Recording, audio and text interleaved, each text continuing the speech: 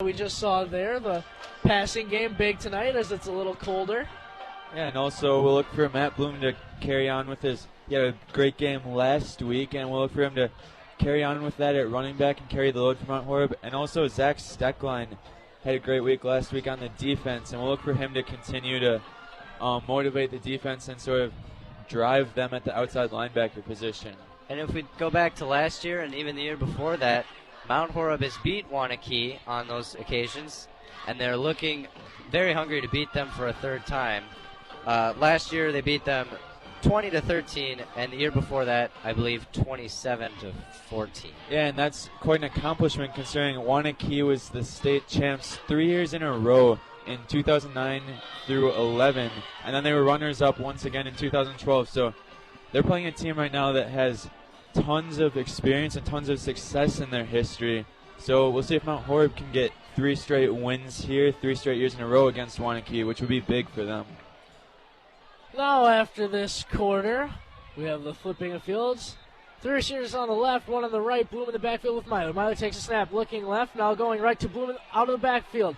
Catches the ball, hurdles a defender, and gets a first down after he's pushed out at about the 42-yard line. And early seeing this no huddle for Mount Horeb. Very good athletic ability from Bloom. I was actually watching their practice earlier this week. Very physical guy. Now the same set, but a handoff to Bloom this time. Carries the defender with him. And that'll be the first down, though. Say he was pushed out about a yard before last time. Yeah, Mount Horeb really trying to keep the momentum rolling, the little momentum they have right now by hurrying the ball up. 3 receivers on the left, this time on the right. Myler looking right, goes right. Caught by Jackson Rose. He'll be taken down, but not after a gain of 7. Mount Horeb looking to get going here. Waunakee can't really get set up. Now that's the fast pace we like to see. 1 receiver on the right, 2 on the left. Next time in the backfield with Bloom. Myler looking.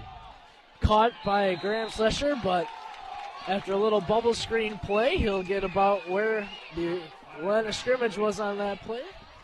Yeah, so it'll be about 3rd and 3 now on the play, and we'll see if Mount Horeb can pick up what I would consider to be a key 3rd down already in this game, as they want to give Waunakee another opportunity to score. 3 receivers on the right, 1 on the left. Bloom up the middle, the handoff. He'll take it. I think he'll just get enough. Maybe looks like a fumble. And a late flag on the play also. Didn't even look like Bloom went down. He came running out of the pile there. And we'll await this penalty. Important to mention, Mount Horeb Vikings, first time they were now in Waunakee territory tonight. They went the whole first quarter without crossing the 50. And it looks as if Mount Horeb has the first down, but without the penalty. But we'll wait to see. And they're moving the chains, so I guess Mount Horeb has the first down, and it'll be a 5-yard penalty on Waunakee. Not quite sure what for, the officials didn't make a call. Yeah, we'll have a 1st and 10 at the Waunakee 40. Mount Horeb looking ready to run a play. 2 receivers on the right, 1 on the left. This time offset in the backfield with Bloom and Myler. Myler waiting the snap, takes the snap. Fake handoff up the middle. Myler looking left, going deep. Looks for Trey Law, but overthrown and intercepted. He's got room. He's at the 20 going around the left side. Shakes a tackle by Graham Slesher at the 25. A spin move still at the 25. And will be taken down by Max Myler. Intercepted by number 7, Isaac Verabrook. And we'll have a turnover. Double coverage on the play that time. Maybe a bad decision by Myler to throw. Yeah, it looked as if the lobby didn't really have any room there. And although the cornerback did make a great play on the ball there, he caught a pass in stride over his shoulder. So really a great play by Waunakee, but also a bad decision by Mount Horeb. And it'll cost them as they give the ball back to Waunakee now, up 10-0 already. We should note Myler's first interception on the year comes in this 4th game here. And Waunakee is already ready to go. They have 1 receiver on the left, 1 on the right. 2 tight ends on the side of the line, each on the left and right side. Fullback behind the quarterback, and Sam Musso behind the fullback. Number 2, the quarterback, Casey Marksbury, under center. And Isaac Verabrook was the man with the interception on that last play. number 7 for Wanakee. We'll have the ball at about the Mount Horeb 28. And looks like we'll await the official time in here. And there's the whistle. Mark Spurry under center. Takes a snap. Hand off to Musso around the right side. He's got room. He's at the 30. Tries a stiff arm, but taken down. Number 17, Austin Strand. And a late flag on the play. We'll see what the call is. I think it may be a personal foul on Wanakee, as I saw one of their players push a Mount Horeb player onto the ground after the play, but we'll await the call. And I'm not sure what we're going to have here. Personal foul. It's going to be a horse collar tackle on 17, Austin Stram. So that'll be an automatic first down for Wanakee. Not a call you see too often in high school or in football in general, actually. But obviously it is a penalty, and Mount Horeb will have to try and recover from that. Once again, lots of early setbacks in this game for Mount Horeb. We'll see how the team handles them. Mount Horeb's third penalty tonight. As we have 10:48 here in the second quarter. Musso under center, same set. Excuse me, not Musso. But Musso will get the handoff here up the middle. He'll try and make something happen. Can't shimmy his way, but he'll get about 2 yards there. Marksbury, the quarterback, I apologize for that. Good effort from number 5, Sam Musso, with the run up the middle. It just seemed like an arm or a leg got in his way. And they'll come on the same set. Marksbury under center. The snap. Fake handoff. Zach Steckline coming around the middle, not there. Marksbury deep. And incomplete, and it's going to be pass interference. On the coverage was 24, Bama Doyle. Marksbury was looking for number 24, Tyler Mays. This one is around the 10-yard line of Mount Horeb.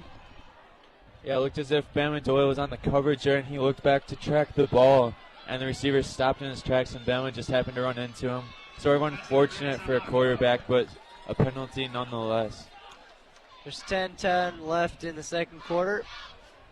Wanakee will have the ball at the 10-ish yard line, and actually they'll have it at about the 33. Mount Horeb was lucky on this play that in high school pass interference is just a yardage penalty, 15 yards I believe, whereas in college and the pros at least, the ball is at the spot of the foul. So Mount Horeb caught a break here, but still it'll be Wanakee with the first down at the Mount Horeb-Barneveld 33, already up 10-0. Same set, Marksbury, handoff up the middle to number 34. Jacob Royston on the carry there, a big fullback, very strong.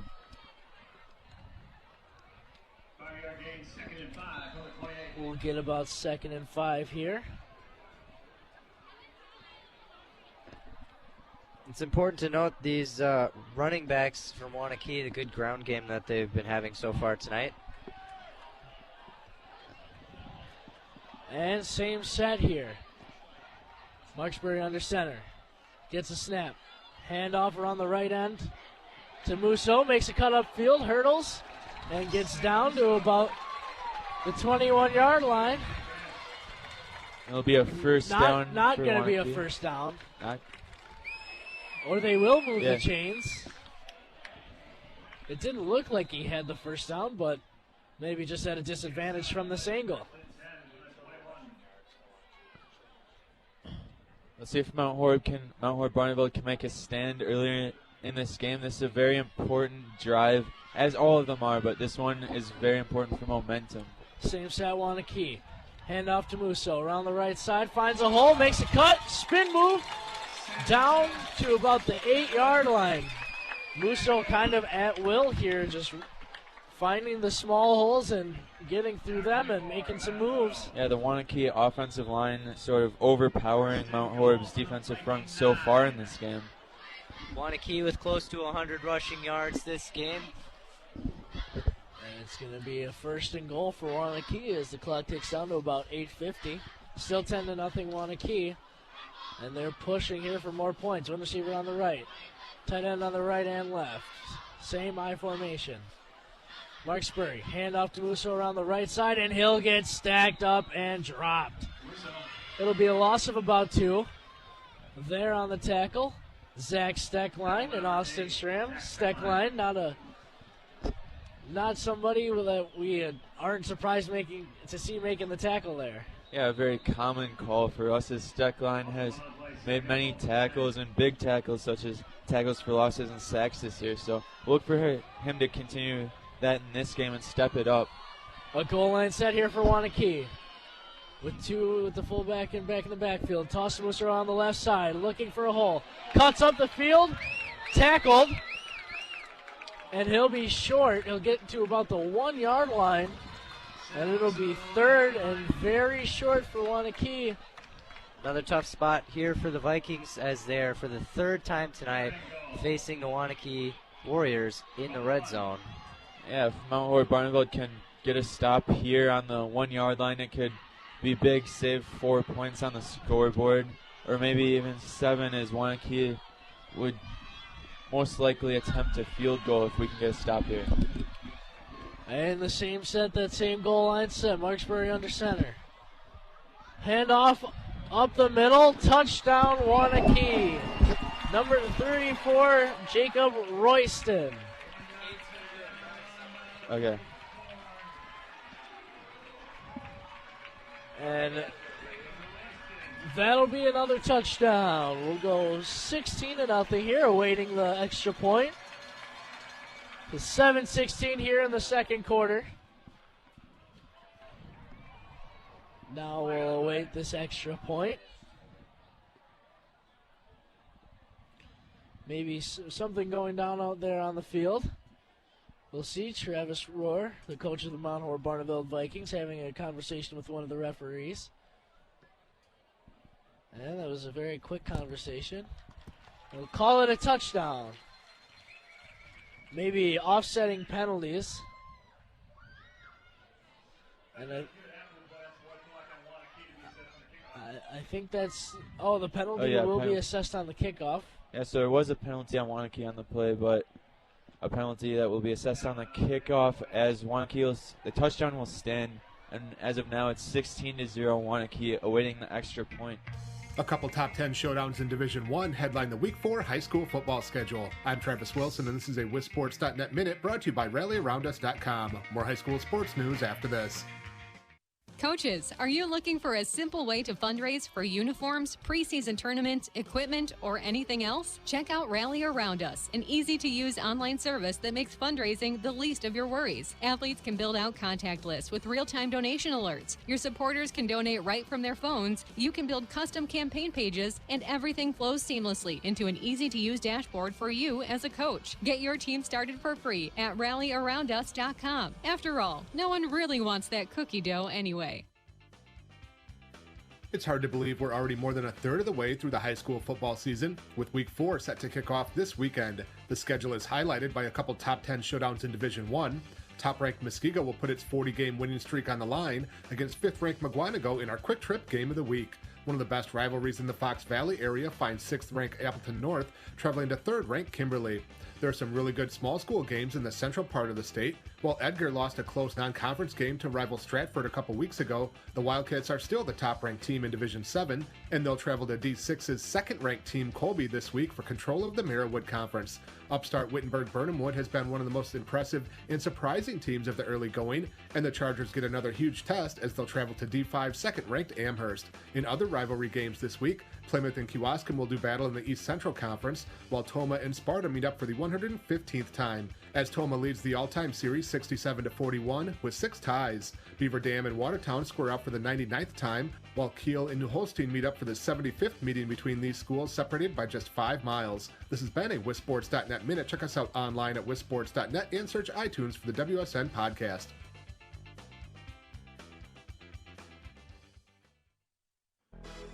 Are you ready? Lead. Frederickson open for 3 in the corner. Shot is good. 10-2. Egg skips over to Frederickson on the left wing. 3 is up. Shot is good. Frederickson answers back. Vikings take the lead. 25-23. Bringing you the Vikings Sports Network live on your computer or mobile device. crosses over to his left, drives the lane, goes up strong, tough shot off the rim, and bounces in! And Myler heading to the free throw line for a three-point play opportunity. 1:02 remaining fourth quarter. Myler looks to drive in the lane, goes up strong off the glass and in. Vikings take the lead. Lazar to inbound, gets it into Epping, back to Lazar, 10 seconds remaining. Lazar dribbles to his right, gets it to Epping, flips it to Frederickson, fakes the three, now looks to drive. Shot fake, tough three is up, and good! Oh my goodness! Frederickson for the win! Win! Reckner at the free throw line. 7.2 seconds played. First one is up off the back iron. No good. Rebound Mueller. 6 seconds to play. Gets it to Thomas. Left side. Shot to Kelsey is up and no good. Rebound Myler. And the Vikings are heading to the state semifinal for the first time since 1941. As the Vikings get over the hump and are heading to the Kohl Center.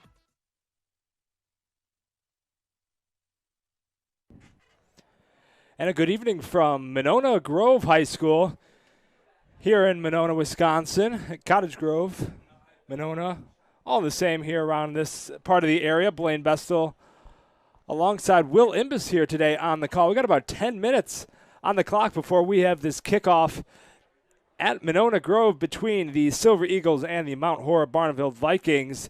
Both teams coming in tonight. It is a tightly contested match. Both teams coming in at 5-1, 3-1 in the Badger Small Conference. So two very, very good teams coming in once again tonight to play on the gridiron. Beautiful night outside, about 76 degrees, I believe it is. Little to no wind outside. A beautiful new turf complex here in Monona Grove, and a fantastic night for football once again.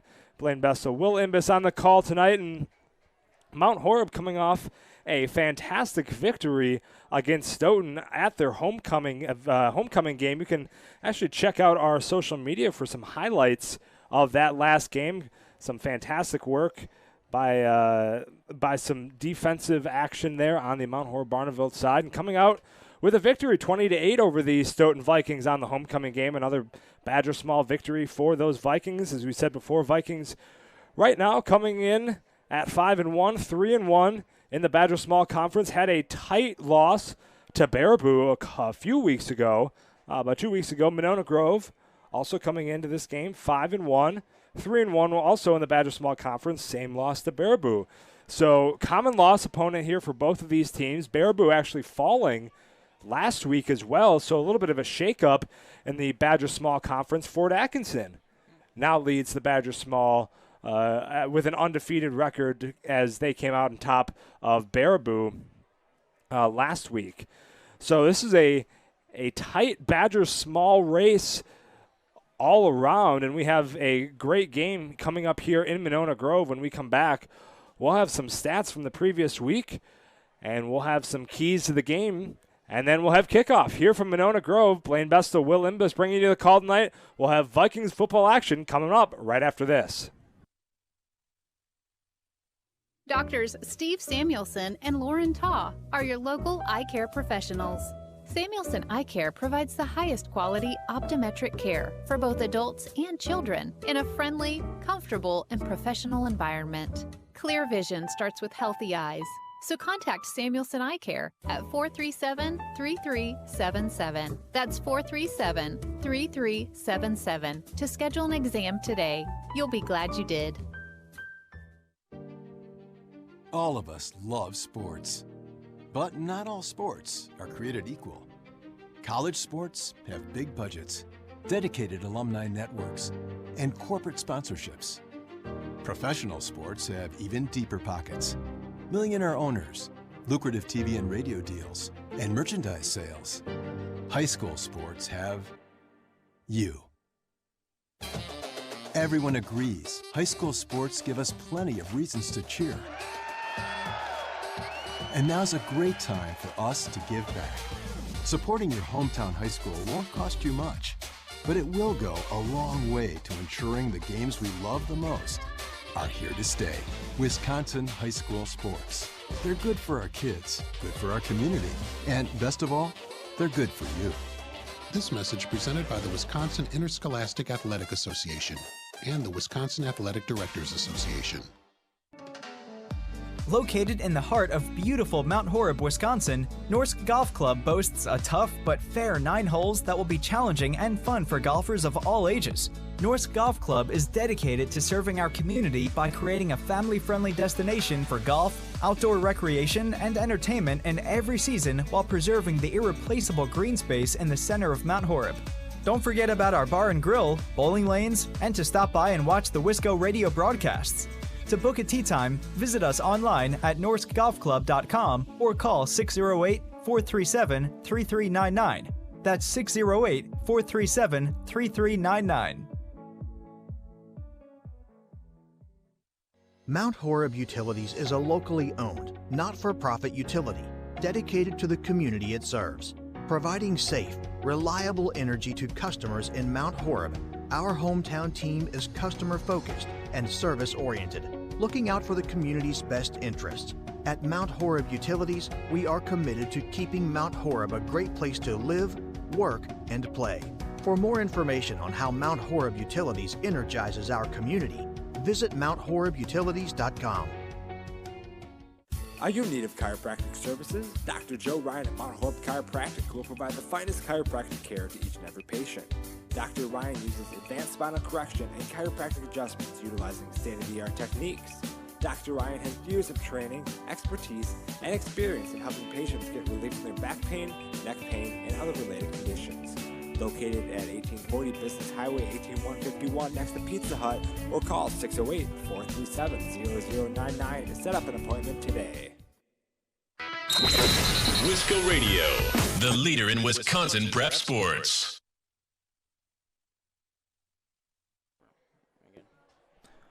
Welcome back to Monona Grove High School. Blaine Bestel, Will Imbus with you here tonight on the call. Going over some Mount Horeb stats from yesterday, or from last week, I should say. Last week, Friday, Mount Horeb overcame Stoughton on that game, 20-8.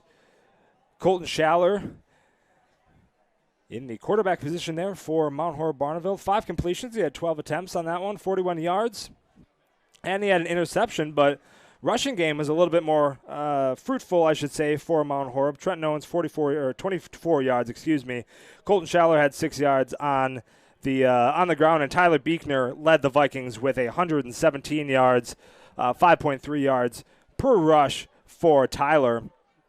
In the receiving corps for the Vikings, Steinhoff had 3 receptions in the air, 23 yards.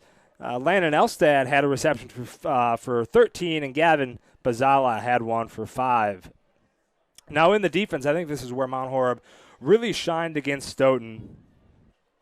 Landon Elstad had an interception on defense, as well as, technically Kean Primesberger did not have an interception, but was one of the last players to score here for the Vikings. Had a beautiful tip-off, Gavin Bazala, and was able to run in for a score. Check it out on YouTube. We have plenty of clips and replays and highlights of that one. That's one that we're going to remember all season. Kean Primesberger had quite the game. 3 sacks on the board for him as well. 10 tackles on the board for Kean Primesberger. So by far one of the key players for the Vikings against Stoughton as they came out on top in that homecoming game, we should say 20-8. Stoughton not having a whole lot of luck in the air. Isaac Knutson, only had 14 attempts, completed 6 of those for 34 yards, had an interception. Ty Fernholtz as well coming in on the backup for Stoughton in that game, had an interception. So Stoughton unable to produce more than 8 points, which they scored in that first quarter, went scoreless for the rest of the 3, giving Mount Horeb that 20-8 victory. When we come back, we'll talk some Monona Grove stats, and then we'll talk some keys to the game here from Monona Grove as the Silver Eagles taking on the Mount Horeb-Barneveld Vikings in this Badger Small Conference matchup. Did you know that one of the top global providers of 3D printing and additive manufacturing services is located right here just outside of Mount Horeb? Since 2001, Midwest Prototyping has been creating parts and prototypes for companies worldwide. To learn more, visit MidwestProto.com. Midwest Prototyping proudly supports Mount Horeb students through internships, technical education programs, and athletics. Go Vikings!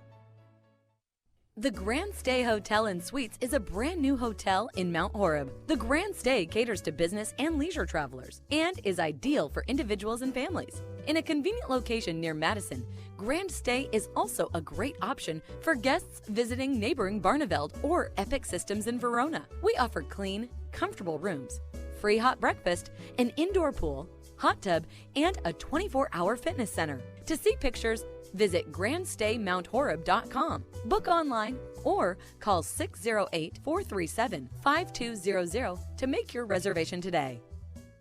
Hey sports fans, be sure to cheer on your local sports team just like Kittleson Landscape has for over 25 years. Like many of you, Craig and his team have students and athletes in the Mount Horeb schools, and they are dedicated to their success and the overall success of the athletic programs. Need a place to go and unwind after the big game? Kittleson Landscape specializes in outdoor fire pits, patios, and much more. To get your free estimate today, call 608-437-8845. Hope you enjoy the game, brought to you by Kittleson Landscape. Go Vikings! What's your favorite high school sports memory? A late inning rally?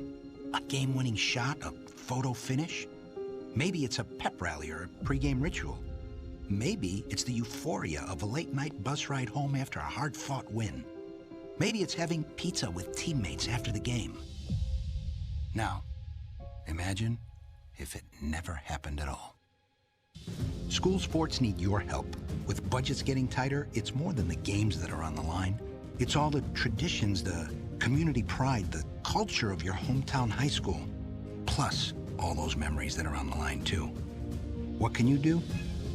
It's simple. Buy a ticket when you can. Go to a game. Take the whole family. Let's do everything we can to keep those cherished school sports memories alive. This message presented by the Wisconsin Interscholastic Athletic Association and the Wisconsin Athletic Directors Association. When the stadium lights go on, you know it's time for Mount Horeb-Barneveld Football, and that's where you'll find Mark Norman and Associates.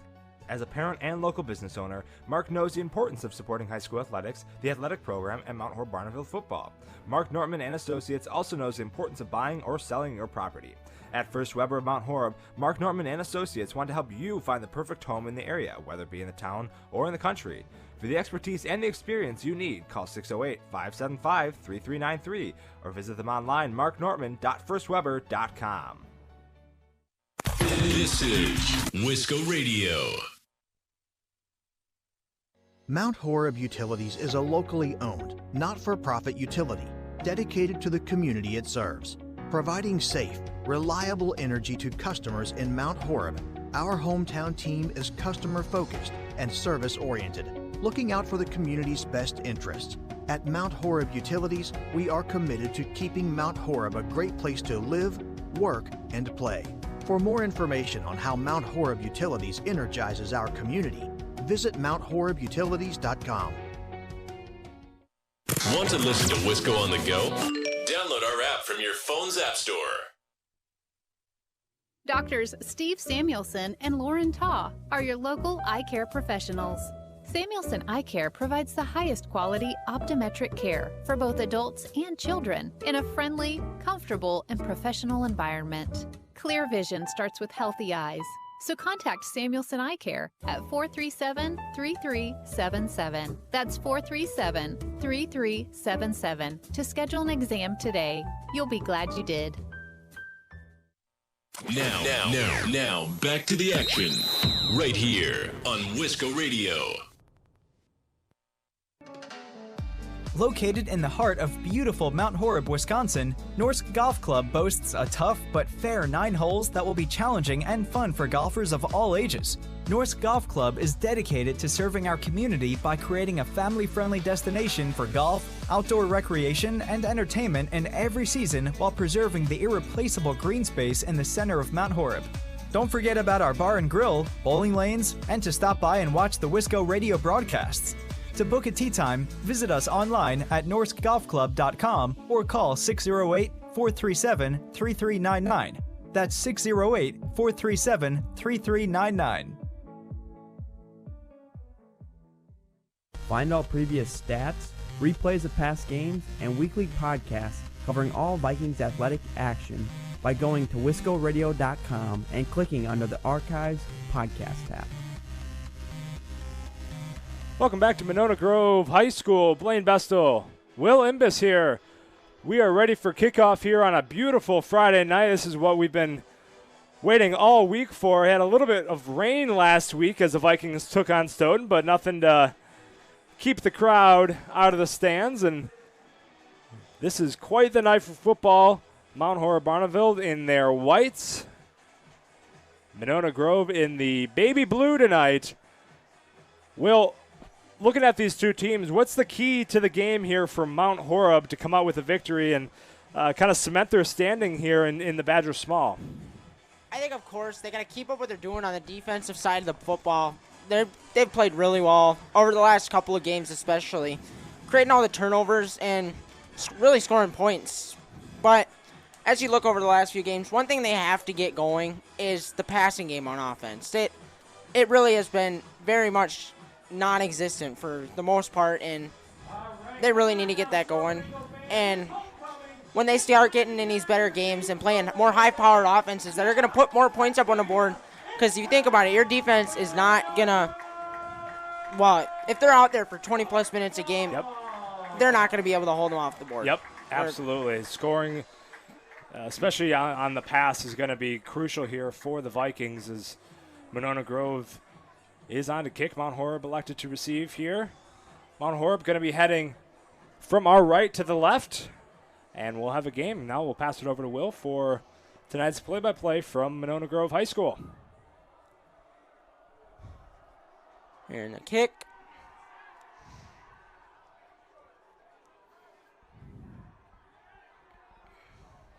Oh. Stop down around the 25-yard line. Hit pretty hard. Flag on the play. See what that is. That's another thing here for the Vikings is keeping penalties low. We've had a number of flag issues here, a number of penalty issues for the Vikings coming off a penalty-prone game in Sauk as well as Stoughton last week. And as you're talking about staying away from penalties, they start out with one right there. Legal block at the back on Mount Horeb.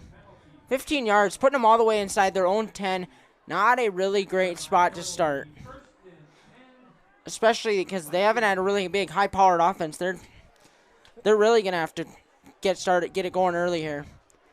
11:52, first drive of this game here for Mount Horeb-Barneveld. And we get the official temperature reading. It's 83. Wow. It's toasty out there tonight. Better than rain, though. Yeah.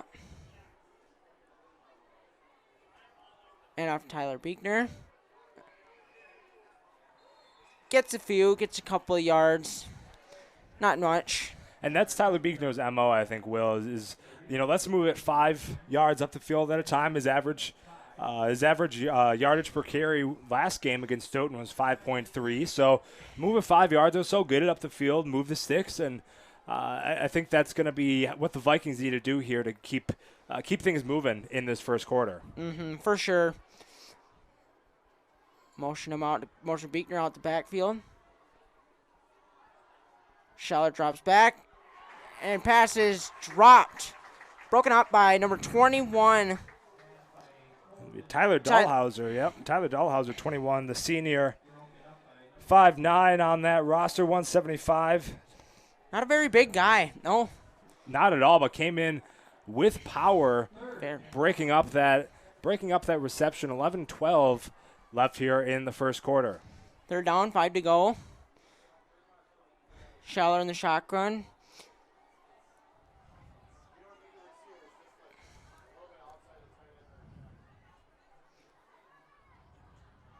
A little bit of confusion out there. Schaller's looking at the sideline. Beekner motions to his left. Quick pass. It's going to be caught. Number 6, Wyatt Deneau. Move the chains. Not bad. Yeah, that's another Wyatt Deneau kind of move there is let's get 5, 6, 7 yards on it. He's not going to be the one throwing it way downfield, except for in the Baraboo game we saw a couple of high-powered throws to Wyatt. Hand off to Beekner. Gets a little bit of room. It's up to about 32 or 33, 34. Couple yards. That's what he does. That's what he does. He's been very consistent all year. Nothing wrong with consistency. I mean, he's putting up roughly 100 yards rushing a game, and they got a couple of decent running backs back there. The only problem with consistency is predictability. At that point, Tyler Buechner is going to be an early one to target for this Monona Grove defense. Oh, for sure. Another inside zone to Buechner. Bounces off the tackle, breaks a couple more, and gets about a yard or two. Not too much. About a 3rd and 3. Third and 2, somewhere in that range. Yep, another 3rd down play here for the Vikings. 1-on-1 on the conversion so far. This is going to be big time for them. Ball's at the 36, 9:55, and rolling on the clock. 3rd and 3 is the official. When they do move the ball, this is their kind of offense. They really aren't big play flashy. They're going to ground and pound, run the ball. It's like Dylan, I think, number 7, Tevin Dylan Bockham picks up a 1st down. Trenton Owens, my bad. Yeah, another 1st and 10, though, for the Vikings. Successful 3rd down conversion once again. They're moving the ball up the field. They just got to reduce turnovers, as we've seen in the previous games here. Reduce turnovers, keep it in their possession, and move the ball down the field. Let's see if they can do that. Oh, Schaller keeps it on a read option. Gets a 1st down on the play. Not a bad read. Absolutely fantastic read there by Colton Schaller on the keeper. Move it on the near side. It's going to get an easy 1st down for the Vikings, and boy, looks they're like making a little bit of hurry up. Yeah, they're cruising on this offense so far. 9:14, clock stop for the 1st down. But they're already balls on 47 of Monona Grove. A little bit of confusion.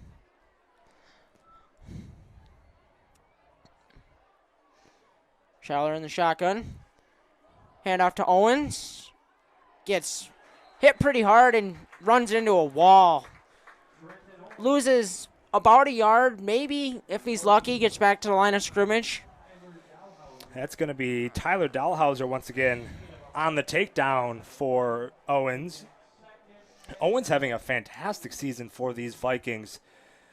Owens, the sophomore in the running back core for Mount Horeb-Barneveld, but having a fantastic game, or fantastic season, I should say, for the Vikings. And 2 touchdowns right off the rip in Sauk to propel Mount Horeb-Barneveld to that victory.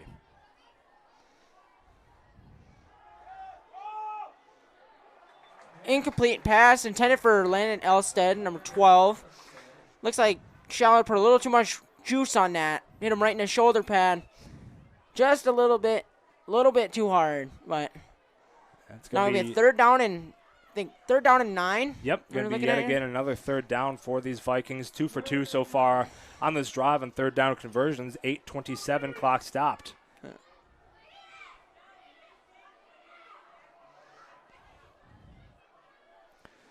Schaller looking on the sideline, getting the play call.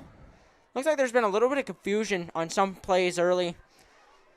They completed 2 of 2 on 3rd down right now. Let's see if they can do it again. Incomplete, but there is a flag. I thought there was going to be. Looks like for Monona Grove, number 2, Eddie Rivera. Got there a little bit early. Yeah, maybe wrapped him around. Looks like it's going to be a pass interference. Yeah, if I had to guess, that's going to be pass interference on the Silver Eagles. And it looks like it officially will be. And it will be on number 2, Eddie Rivera. So back them up. That's going to be 1st down for the Vikings. Up to that point, there have been a couple of completions, but when they run those little quick out route or quick like curl out routes, those type of play routes, Monona Grove has been right there defensively to stop them, either incomplete pass or tackle him right away. But there, it looked like he just got there a little bit too early.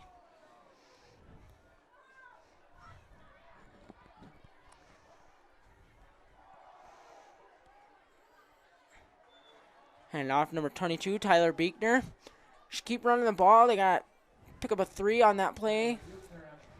Nothing wrong with that. Yeah, ball now sitting. It's about 2nd and 7 here. Ball, it's going to be sitting at the 28-yard line. So Vikings really cruising down this field. 7:59 and counting on the clock.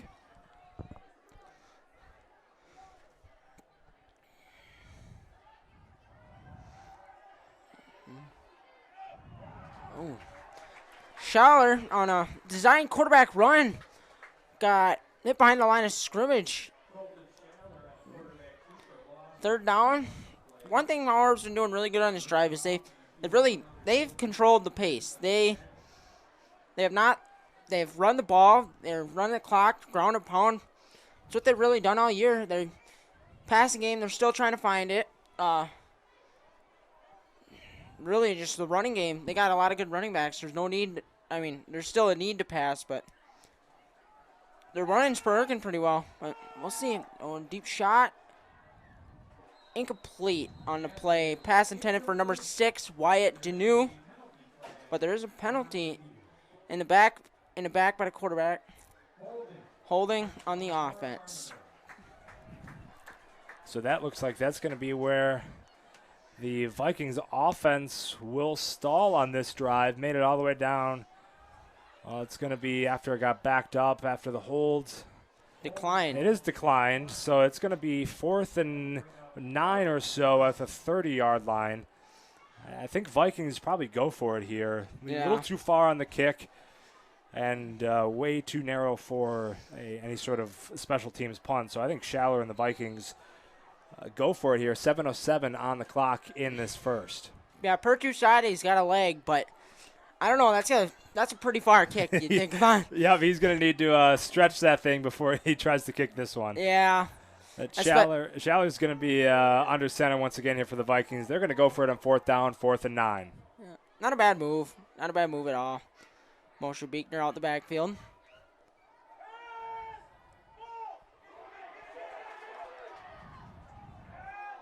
Oh, wow. Pass incomplete. Is Schaller under pressure there, tries to find Wyatt Deneau, and Deneau just couldn't quite rail it in. Good play by Schaller, though. He was getting dragged down.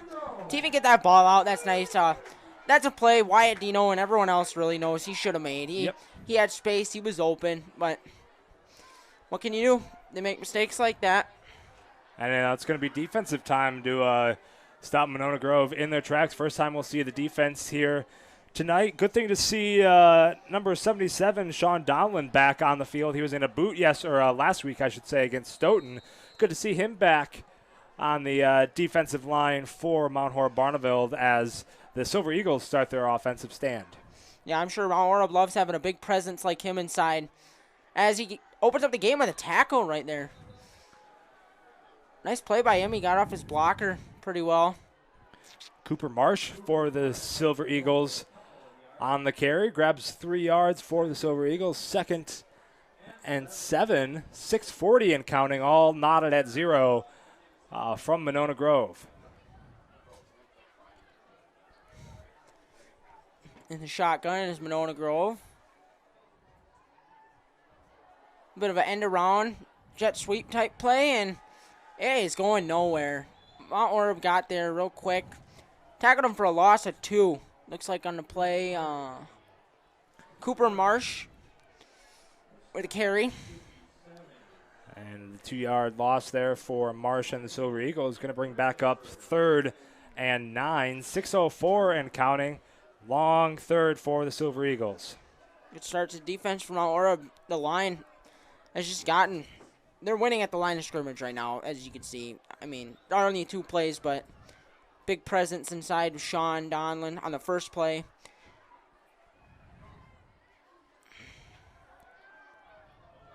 Pass intended for number 14, Cunnin Larsh. A little too high for him. It looked like he had some space to run, too. Right in between two Mount Horeb defensive backs. And quick opening drive. Stops. Good defense by Mount Horeb. Monona Grove couldn't do really anything.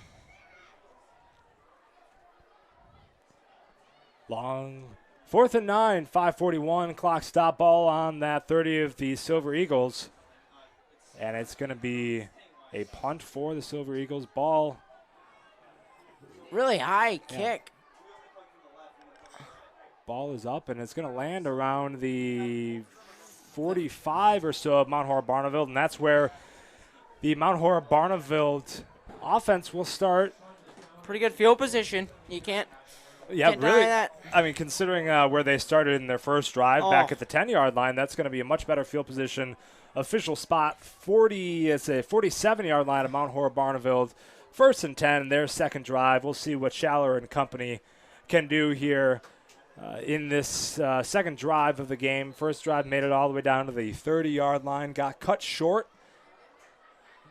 Penalty in there. Yep, couple penalties in there. Mount Horeb-Barneveld aided by a defensive pass interference. Excuse me, I should say. 5:32 is the time on the clock. Time to have a Mount Horeb-Barneveld secondary drive here in this first quarter. See what they could do. Hopefully, do what I feel like they're gonna need to do what they're known for. They run the ball as they start out with a handoff here.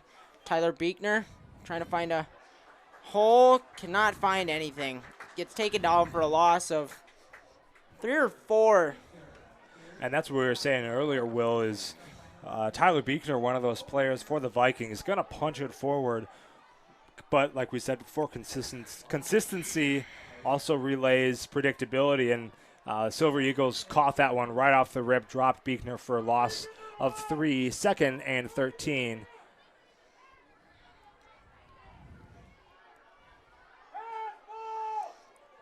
Look, pass intended for. You get a number on that far side. It looks like.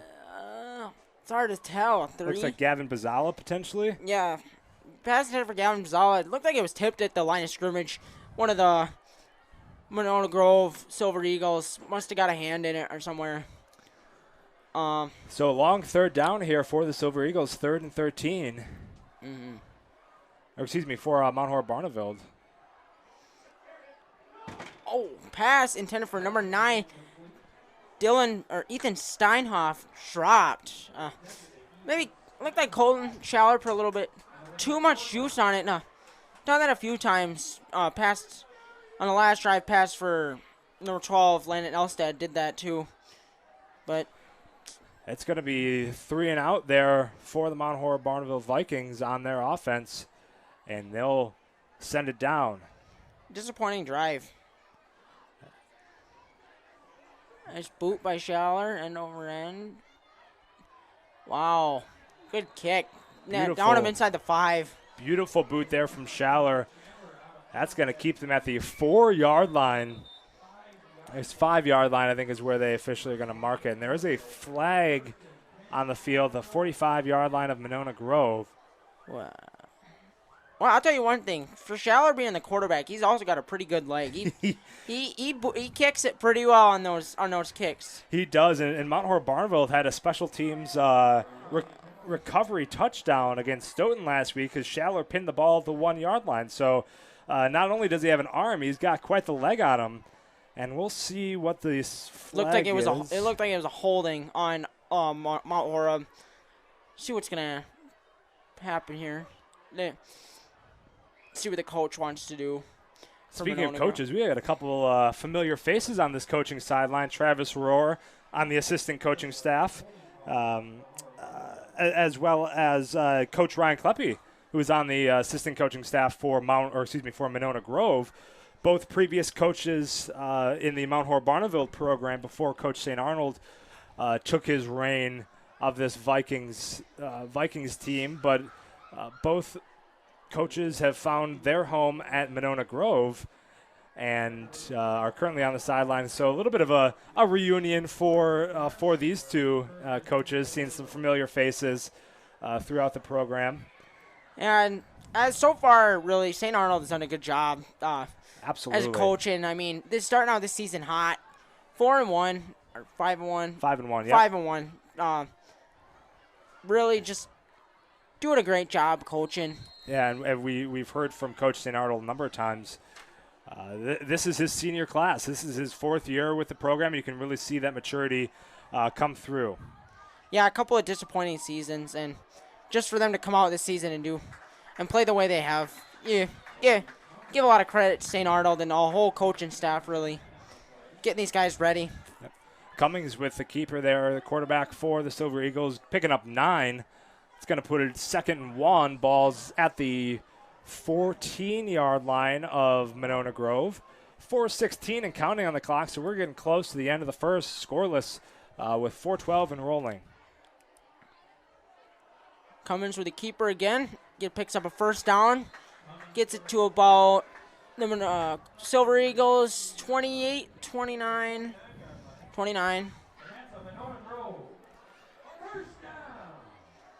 As they said, Monona Grove first down. A couple of nice runs by the quarterback, Cody Cummins, start out the drive. Cummings having a game, only 3 completions over the air for Cummings against Sauk Prairie in their victory last week. We've seen quite a few. Monona Grove is keeping the ball on the ground significantly more than they have in the past, but Monona Grove only having 10 attempts against Sauk Prairie last week in that victory, 35-21.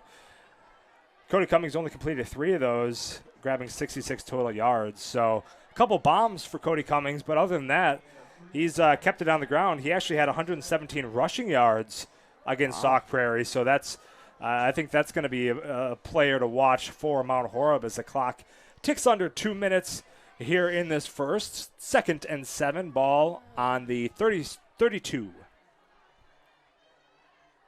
Keeper, Cummins on the keeper. Oh.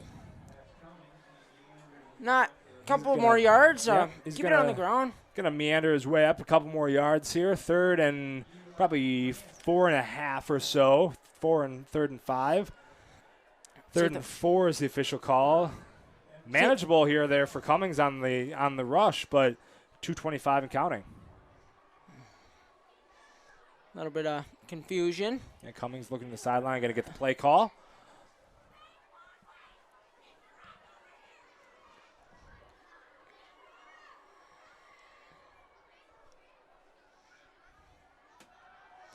Zion screen.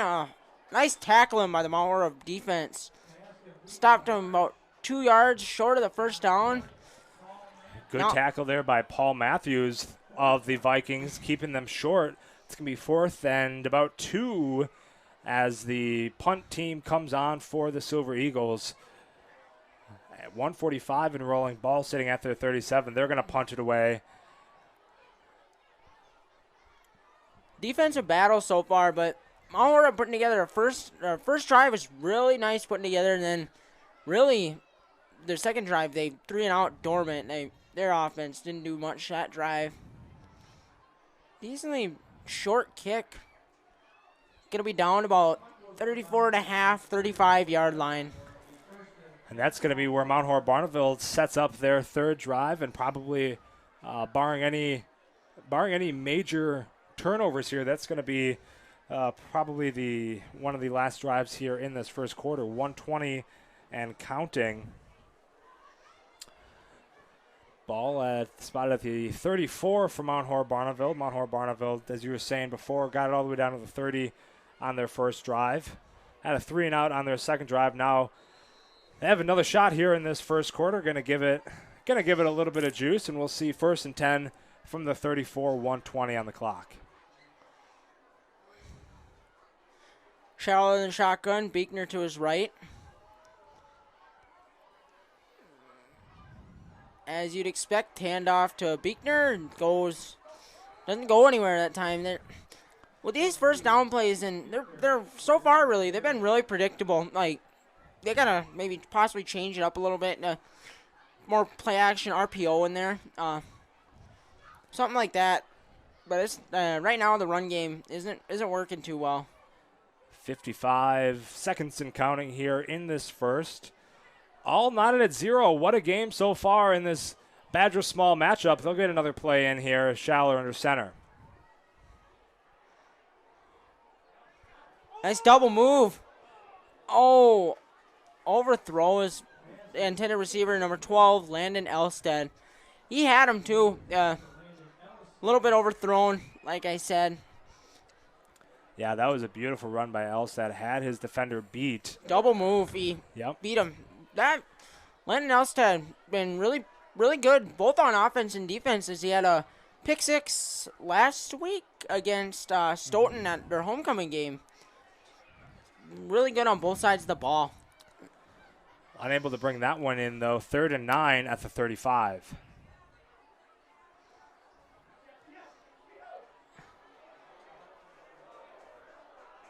Oh, flag on the play, but Schaller overthrows his intended target. Number 6, Wyatt Dino. Dino couldn't quite come up with that. Dino was actually backpedaling there. He gave that one a little he knew it was coming. He wanted to turn around and look at it. He was backpedaling for that ball. Not the best position as a receiver to be in, but he had a hands on it, couldn't quite bring it in, but a hold against the Mount Horeb-Barneveld Vikings. Another drive that goes nowhere.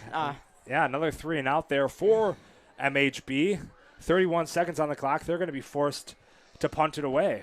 You can't lie, they had a couple opportunities to really score a touchdown.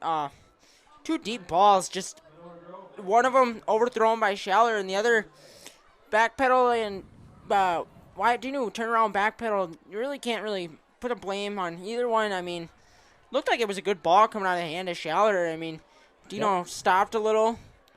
I don't know if he thought it was going to be short. Who knows? But either way, unable to complete. We got a timeout. Monona Grove will stay here. We were already about halfway through this timeout here. We'll stay. 31 seconds left on this clock in the first quarter. 4th and 9. Got a beautiful night of football tonight. About 80 degrees outside, little to no wind. An ideal first night of October for football. I don't know about the 80 degrees for October, but maybe a little toasty, but a beautiful night for football nonetheless. Could be 50 and rainy, so we'll take what we can get here. Yeah, I'm sure the players are. I mean, if you think about it, maybe the players prefer a little bit of. Oh, not a great punt by Schaller. Came off the foot a little bad. Ooh. Not a great punt. Thus, at least it rolls. They're going to be down about the Monona Grove 43-yard line. So, could be a little could be worse. That's going to be 1st and 10 from Monona Grove. 21 seconds here on the clock. Most likely last play of the half, or quarter.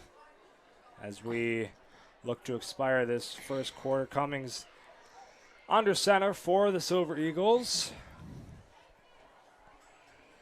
Cody Cummins leading the Monona Grove offense for, as I said, presumably the last play of this first quarter. It's been filled with a lot of defense.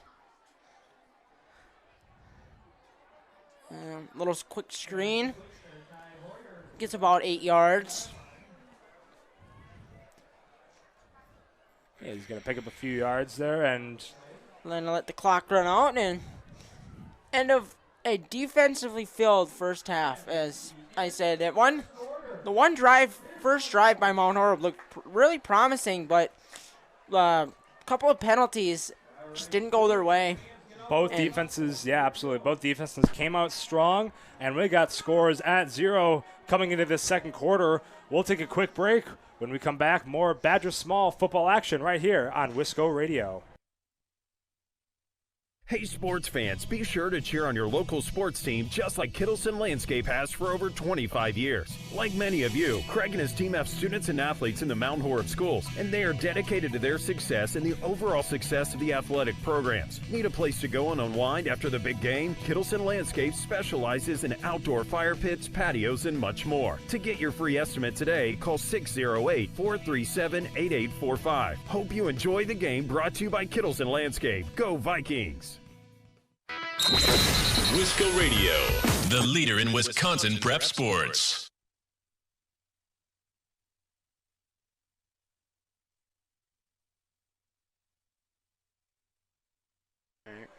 All right, back here from Monona Grove High School, all zeros coming into this second quarter.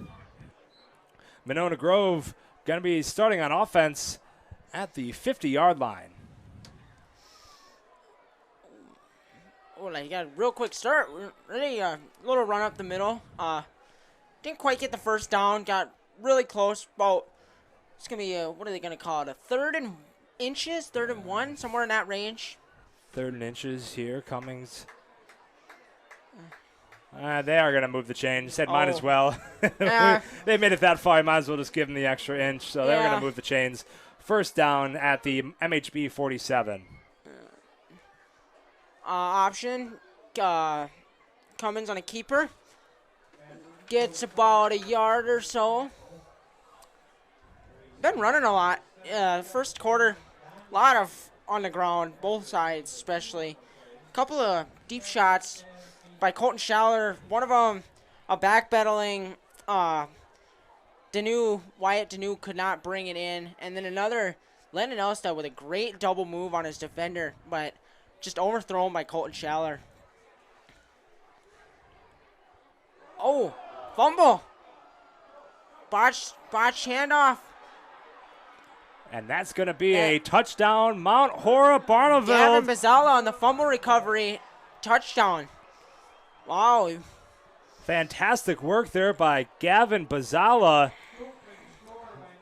Getting the old scoop and score there for Mount Horeb-Barneveld on the Cummings fumble. And that's going to give Mount Horeb their first points of this game, 6-0.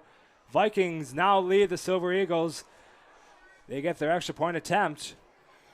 It's really hard. I mean, as their defense has been good, but it's really hard to say that was on the defense. I mean, just a end-around snap that really they got to corral better. And the Vikings right now are set up to go for 2 in their weird formation, or they're coming back to the line, it looks like. A little bit of motion, maybe to confuse the... Oh, they're kicking it.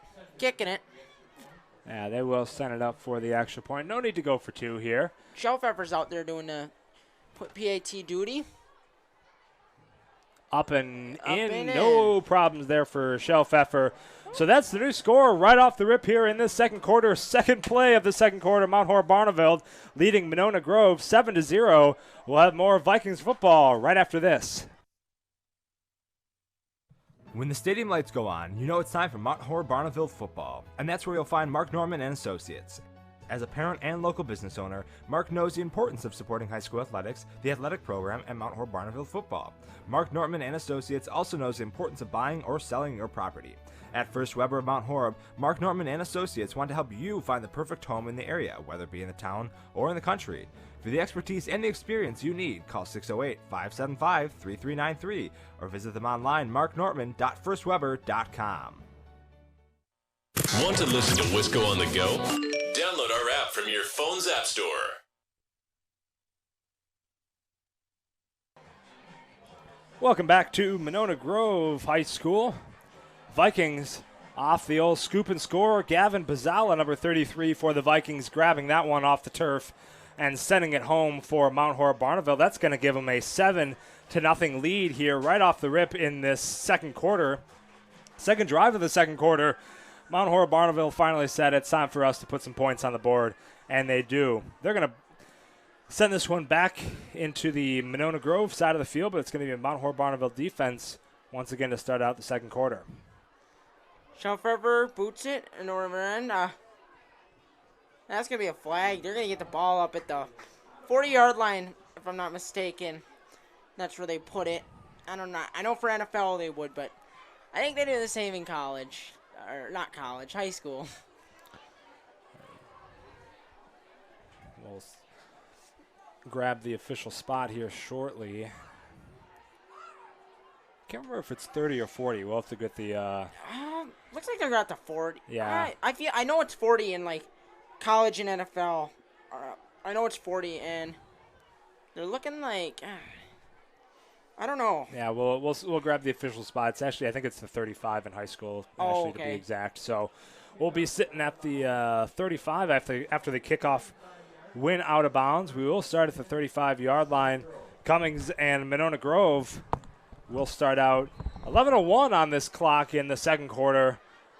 We'll see what Monona Grove can do on offense. And shotgun, Cummings takes a deep shot, and it's a little bit behind intended receiver number 10, Ty Hoyer. Number 88, Brooks Pernot in the coverage for Mount Horeb. All right, good coverage there by Pernot, making sure keeping the hands clean. No flag on the field. Good coverage there by Pernot. Didn't look like there was too much pressure on Cummins. I think he just read it wrong, threw it a little bit behind. If Pernot had his head on a swivel, maybe he could have gotten an interception, but nonetheless, good coverage. And a little screen. Got him. A couple of yards. Ty Hoyer on the reception. Little screen. See that a lot from a lot of these high school teams. They run a lot of those screens. I mean, they work. If you can get them out in space, they work really well. Yep, you get those players out in space. Yeah, absolutely. You're picking up 5-6 yards every time. That's exactly what you need to do. And so if you can grab that completion, that's really those are some good yards for a team who can tackle that one.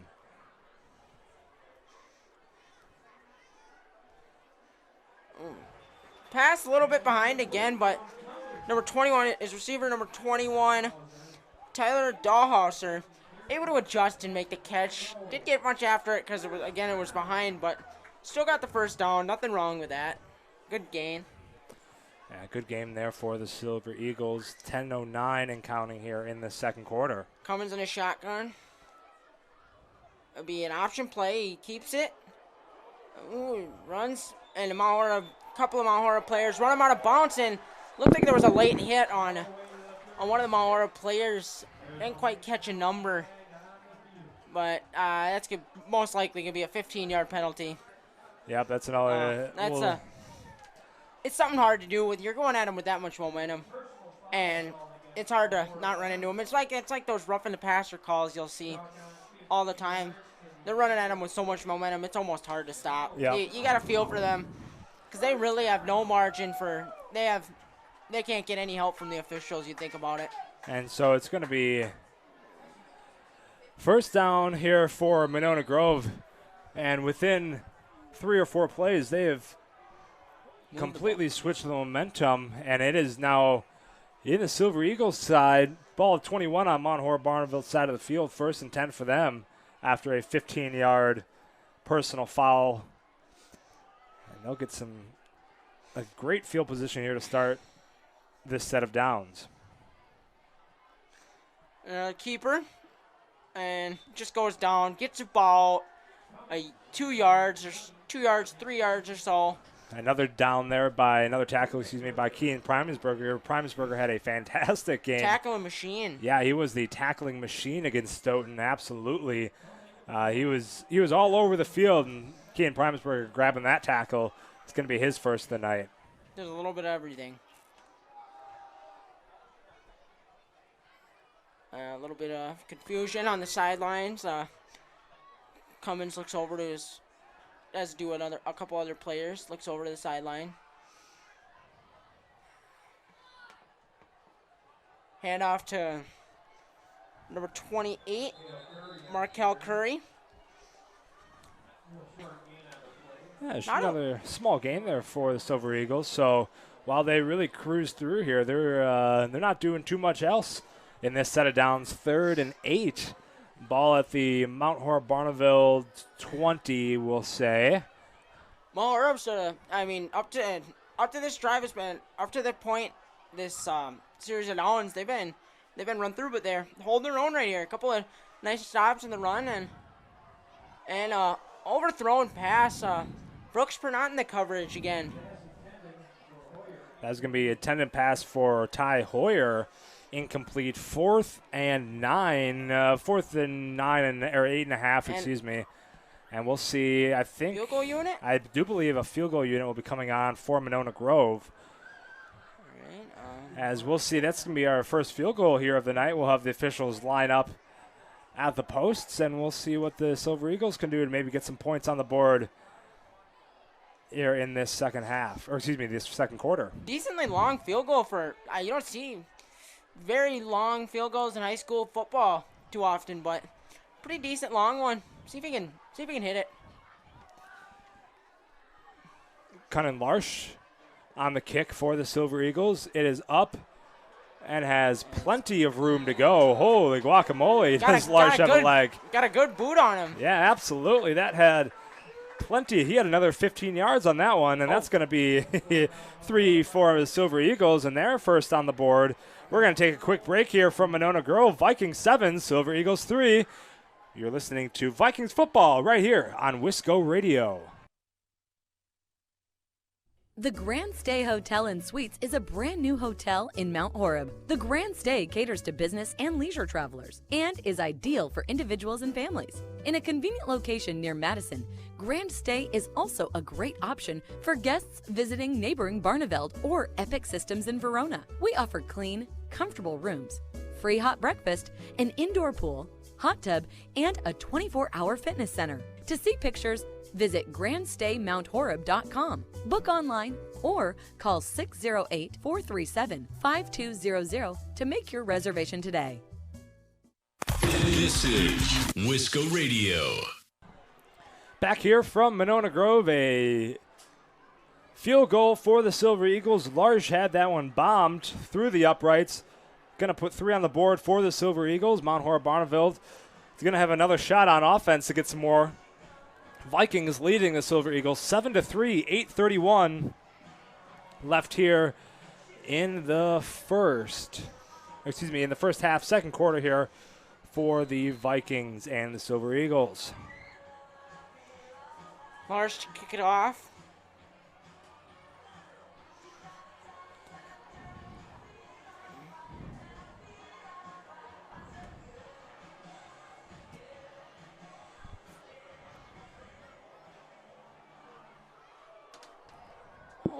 Larsh sends it wow out of the end zone. It's going to be touchback here for the Vikings. Mount Horeb-Barneveld starting at their own 20-yard line on the touchback. 8:31 left in this first half.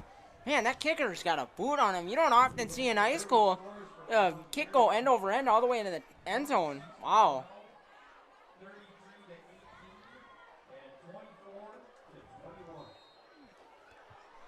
Doesn't hurt to have a good kicker. It's always really important. I mean, the game comes down to him or something.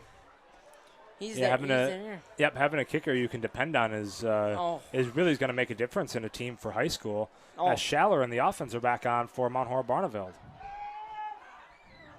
Schaller looking deep, and intended for number 6 Wyatt Deneau. He's been looking his way a lot. They haven't really connected as much as you'd think they would. How many times he's looked towards him. Deneau had a decent chance at it. Nice ball by Schaller. I think he just couldn't get his left arm out there to reach for it. He was kind of going with one hand. Maybe a little contact by the defender, but not enough for a flag. Yeah, that was actually, I think, a relatively well-placed ball there from Schaller. Dino just couldn't quite turn his head fast enough to grab the reception, but it's going to be 2nd and 10 for the Vikings. And keeper by Schaller gets nowhere there. 3rd down and 10 again, it looks like. They have not moved the ball real well. Yeah, moving the ball on offense for Mount Horeb-Barneveld has proven to be a struggle after their first drive. This is going to be their 4th drive of the game, but the first drive for the Vikings was relatively fruitful, moving at 2nd and 3rd, not so much, and Vikings are now in a 3rd and long position once again. They're looking like the Chicago Bears this year. I watch Bears. I'm a big Bears fan as from Wisconsin. I watch them, and they can't move the ball. But looks like you get a first down here. Gavin Bazala, complete pass. Yeah, Gavin Bazala grabbing that one and doing the extra reach. Good for him. He caught it about 1 yard short, but decided, went down forwards, grabbed a reach, and it's going to be first down for the Vikings. Moving up the field, 7:32 and counting here in the second. They needed that play for sure. They really did. A little offensive confidence coming in here to this second quarter. They absolutely, there's a big completion for both Schaller and Bazala, and see if they can capitalize on that one going forward. Yeah. It looked like they have much help over the top. They're going to run the ball here, and Beekner gets around the edge. Beekner And a good run all the way up to in opponent territory, the Monona Grove, 41-40 in that range. Good run. We've been waiting to see that all night, really. They've been running the ball, but, I mean, really it hasn't gotten much. Again, little 5-yard stints, but... Yeah, fantastic breakout run there by Buechner. Going to grab Mount Horeb-Barneveld at the 41-yard line now of Monona Grove. 1st and 10 for them, 6:50 and counting. Oh, another good run by Buechner. Good little spin. Get him a few more yards. All the way up to about 34-9. 2nd and 7, 2nd and 2, or 2nd and 3, gain of like 7 or 8 on the play. Yeah, now the Vikings are really starting to move this ball. Schaller under center. That's going to be Owen to his right. Oh, pass intended for number 9, Ethan Steinhoff. A little bit overthrown. Again, Schaller putting zip on some of these balls. Yeah, Schaller just unable to really to jive with a whole lot of his receiving core tonight. Had a couple attempts there for Wyatt Dino, a couple for Steinhoff. Really unable to make some of these larger downfield plays yet tonight, but able to make some of these smaller ones, to Gavin Bazzala, for example. Yeah. Run up the middle for Buechner, try and get a first down, and fumble. Looks like ball was out. I think it's going to be recovered by MHB. Yeah. And recovered in a position that's, I think, it's going to give Mount Horeb-Barneveld the first down. Yeah, they are going to move the chains. Nothing wrong with that. I'm maybe a little bit nervous when they lost the ball, but first down, reset, move the chains, reset downs. See what they can do. They're in good position. They're running some clock off too. They've taken about a minute and minute 50 or a couple minutes on this drive. See what they can do. Oh. Schaller sends the ball. Incomplete. Number 12, Landon Elstad. Looking like he's putting a lot of power. He's overthrown it a couple times. Had a really, really nice shot up here when they were backed up a little bit in their own territory to Wyatt Dino. Wyatt Dino looked like he couldn't bring it in. He couldn't get his head around, or and one hand was kind of, he only had one hand. He couldn't get both of them. They're trying, I guess, at least. They're trying to move the ball. You can't blame them for that. They're trying to get some pass. Looks like it's gonna be Owens. Run up the middle. Yep, that's gonna be Trenton Owens running right up the middle. Doesn't get more than 3 or so. So it's gonna be a third and 8 or 3rd and 7. 5:23 and counting here in this second quarter. They're gonna see what they can do here. Long 3rd and 8. Ball sitting at the 28 of Monona Grove. So they're starting to get into the danger zone for Monona Grove. Right. Colton Schaller and Buechner looking over at the sideline, looking for the play call. Looks like they got it. Schaller in the shotgun. Buechner lined up to his right. The snap. Pass. And a little bit behind and a little bit too high for tender receiver number 6, Wyatt Dinu. Targeting him a lot. They've not been able to connect in another 4th down right here. They're going to most likely have to go for it. Again, yep. Pertusati hasn't been out on the field. Their shelf effort as for a PAT, but you can't really say their kickers are warmed up like this. And yeah, that's the Mount Horeb-Barneveld most likely go for it here. 4th and 8 as they're grabbing the play call from the sideline. 4:49 left to go in the second. Dino unable to grab that one out of the air from Schaller. Yeah, Schaller, excuse me. Oh, and a nice pass, finally connecting on a deep play. Is Schaller all the way to Ethan Steinhoff for the touchdown. Great work there. 28-yard touchdown pass from Schaller. Great work there by Schaller and Steinhoff. We've been talking all night. The receiving core was a little bit, they just weren't quite in sync, and now it looks like they may have finally caught their break. 28-yard touchdown there from Schaller to Steinhoff. Going to put more points on the board for Mount Horeb-Barneveld, 13-3. We got a point after pending here, but 4:43 left to go in the second. And it looks like Shelf Effort's coming out. Wonder where Pertusati is. He's their usual field goal kicker. He's not out there.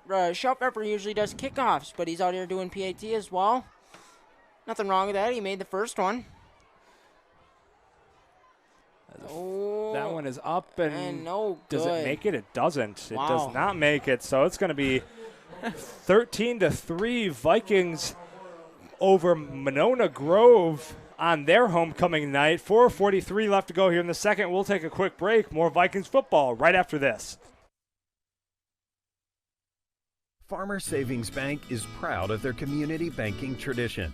Farmers Savings Bank is committed to providing a high level of customer service and products to enhance the well-being of the communities they serve. Whether it is for a home, farm, land, or business loan, Farmers Savings Bank has money to lend. Be sure to call your local Mount Horeb Farmers Savings Bank today at 437-2265. Farmers Savings Bank, member FDIC, equal housing lender. This is Wisco Radio. 4:43 left on the clock here in this first half. Mount Horeb-Barneveld leading Monona Grove 13-3 after a 28-yard touchdown completion from Schaller to Steinhoff. Propels, that's I think kind of the catalyst that Mount Horeb-Barneveld offense needed to get into a spot where I think they're hopefully feeling a little bit more comfortable, maybe a little bit more warmed up. Either way, they have a 10-point lead over Monona Grove on their homecoming night on this first night of October. See if Shelf ever can do it there. Monona Grove kicker did. No, he can't, but he almost did. Nice kick otherwise, though. And pretty good return all the way up to 34-35. Monona Grove 34-35. They got 4:37, all three timeouts working with. They're in pretty good shape. I mean, as long as they go with some tempo, they'll be all right. They're really not a big offensive half. A lot of on defense. It really has been a defensive matchup so far in this game. Mount Horeb-Barneveld only having 5 drives so far. 3 of them have been 3 and outs. So it has been a defensive matchup, to say the least, for both of these teams. Mount Horeb-Barneveld fighting with Monona Grove on the defensive side as well. And another quick screen, and he's got some maybe not all defense, and that's going to be a touchdown. Number 21, Tyler Dahlhauser, on a quick screen. 1 play touchdown. Man, Tyler Dahlhauser, as soon as he had that edge, he broke free. He turned on the boosters, and Dahlhauser sends it into the end zone for Monona Grove, a 55-yard running touchdown for the Silver Eagles. We'll give them 6 points on the board, point after pending. They for sure needed that. Yeah, you think about it, Monona Grove was down 13-3 with absolutely no sign of offensive production, and about to be going into the half here pretty quick. I mean, no sign of offensive production, and is not a great way to start a football game, especially here. As Larson's boot kicks it all the way. He went out of the facility. It's in the street. That's in the street. Wow. And Larson sends it out, but either way, it's going to be good. Mount Horeb-Barneveld still leading in the second, 13-10 here in Monona Grove. We're going to take another quick break. You're listening to Vikings football on Wisco Radio. Are you in need of chiropractic services? Dr. Joe Ryan at Mount Horeb Chiropractic will provide the finest chiropractic care to each and every patient. Dr. Ryan uses advanced spinal correction and chiropractic adjustments utilizing state-of-the-art techniques. Dr. Ryan has years of training, expertise, and experience in helping patients get relief from their back pain, neck pain, and other related conditions. Located at 1840 Business Highway 18151 next to Pizza Hut, or call 608-437-0099 to set up an appointment today. Wisco Radio, the leader in Wisconsin prep sports. Back here from Monona Grove, 13-10, Vikings still leading the Silver Eagles after a 55-yard rushing touchdown. And that's going to be Now, Silver Eagles are right back in it as they kick off. Vikings have another shot on offense. See what their kicker can do. I really love this kicker right now. He just has a leg for. You don't often see someone with that big a leg in high school football. Really.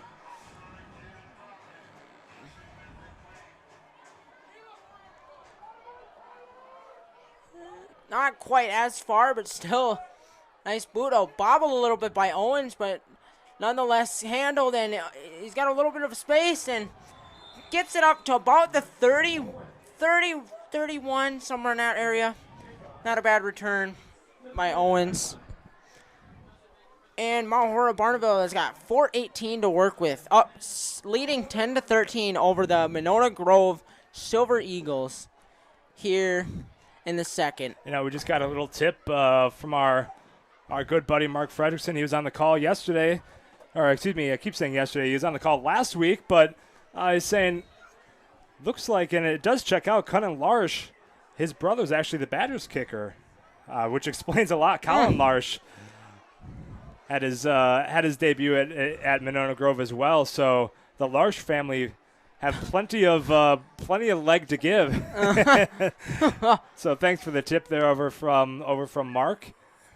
And Schaller gonna keep it screen and dropped by Alstad. Really didn't look like he was quite ready for that. I don't know what looked like. Maybe could have been a design run by Schaller, but maybe he wanted to throw. He had some pressure coming in right at him.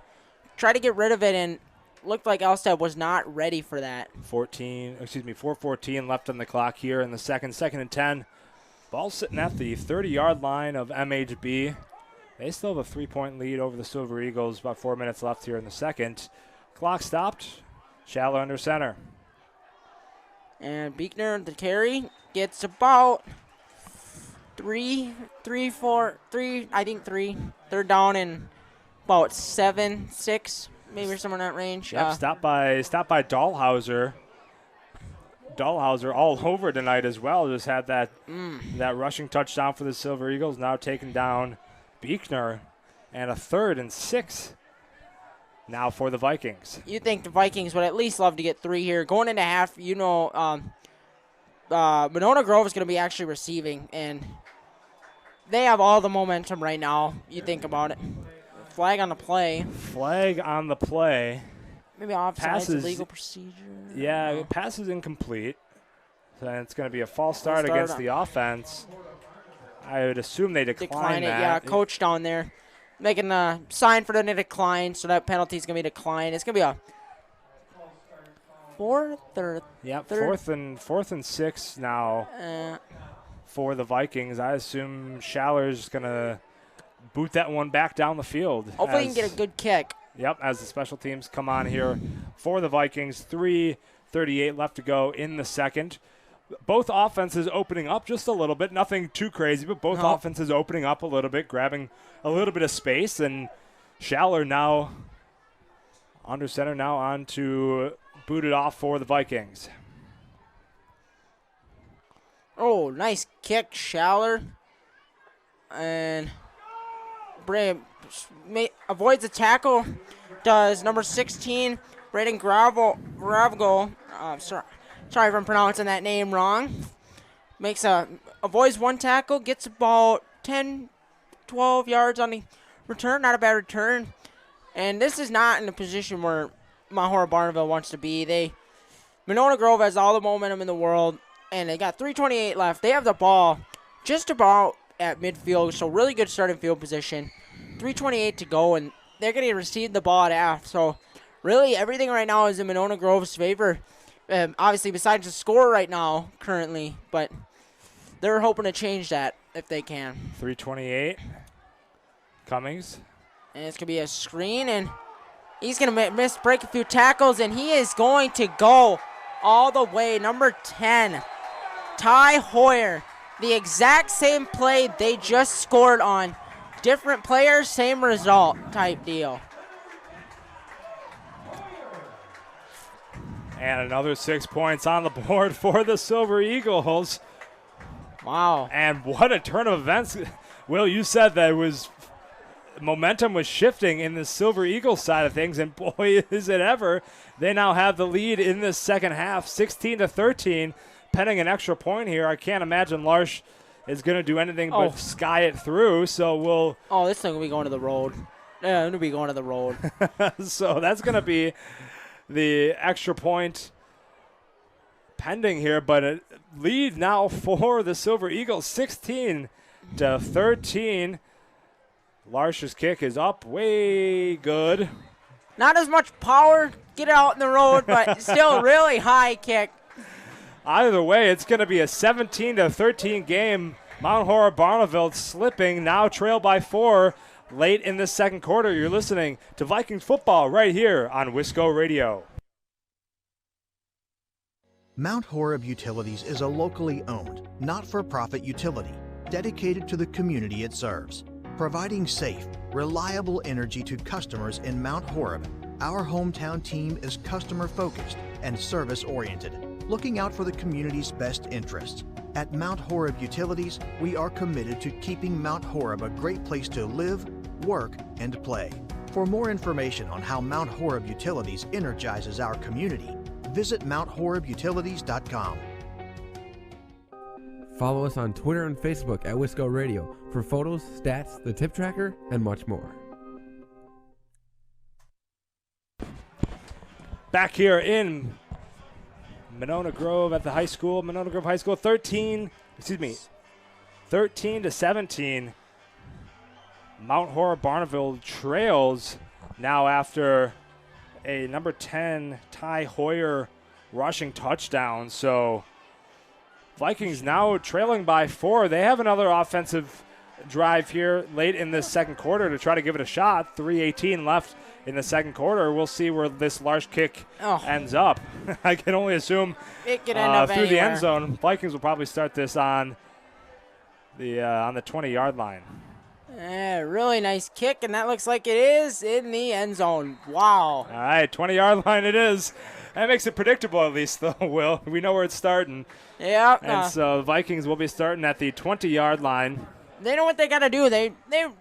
A field goal would put points on the board, but they're obviously going for a touchdown. They want to go in a half of the lead, and really obviously just the momentum, because like every part of momentum right now is just all on the Monona Grove side. They have homecoming. The crowd's getting into it. The players are. You know, that's actually a good point, Will. That's something that we didn't really talk about a whole lot, but these different homecoming games bring a whole lot of momentum for that home team that normally isn't there. You know, they obviously have a home court or home field advantage, but having that homecoming aspect really ramps up a whole nother level of it. So Vikings battling against that here on the road. Yeah, it almost means a lot more. I mean, I feel like, Schaller breaking some tackles on a quarterback option. Gets a really nice gain all the way up to the 43-yard line and they're inside of Monona Grove territory, just as we were talking about momentum. Things have been switching extremely fast right now. Yeah, I can tell right now, this is going to be a game where in the fourth quarter, it's going to be anybody's ball game. 17-13, Vikings trailing by 4. But they're at the 43-yard line of the Silver Eagles. Clock running, 2:53 and counting. As you're talking about that crowd playing a factor, yeah, they got a packed house. There's not even enough stands for people. They got people standing over there by the fence. Bunch of people lined up. They got a decent-sized bleacher, so it's pretty crazy. They got a big crowd, student sections loud. And even Mount Horeb, you look at it, they got a decent crowd over there. Mount Horeb's been traveling. Mount Horeb-Barneveld traveling well tonight.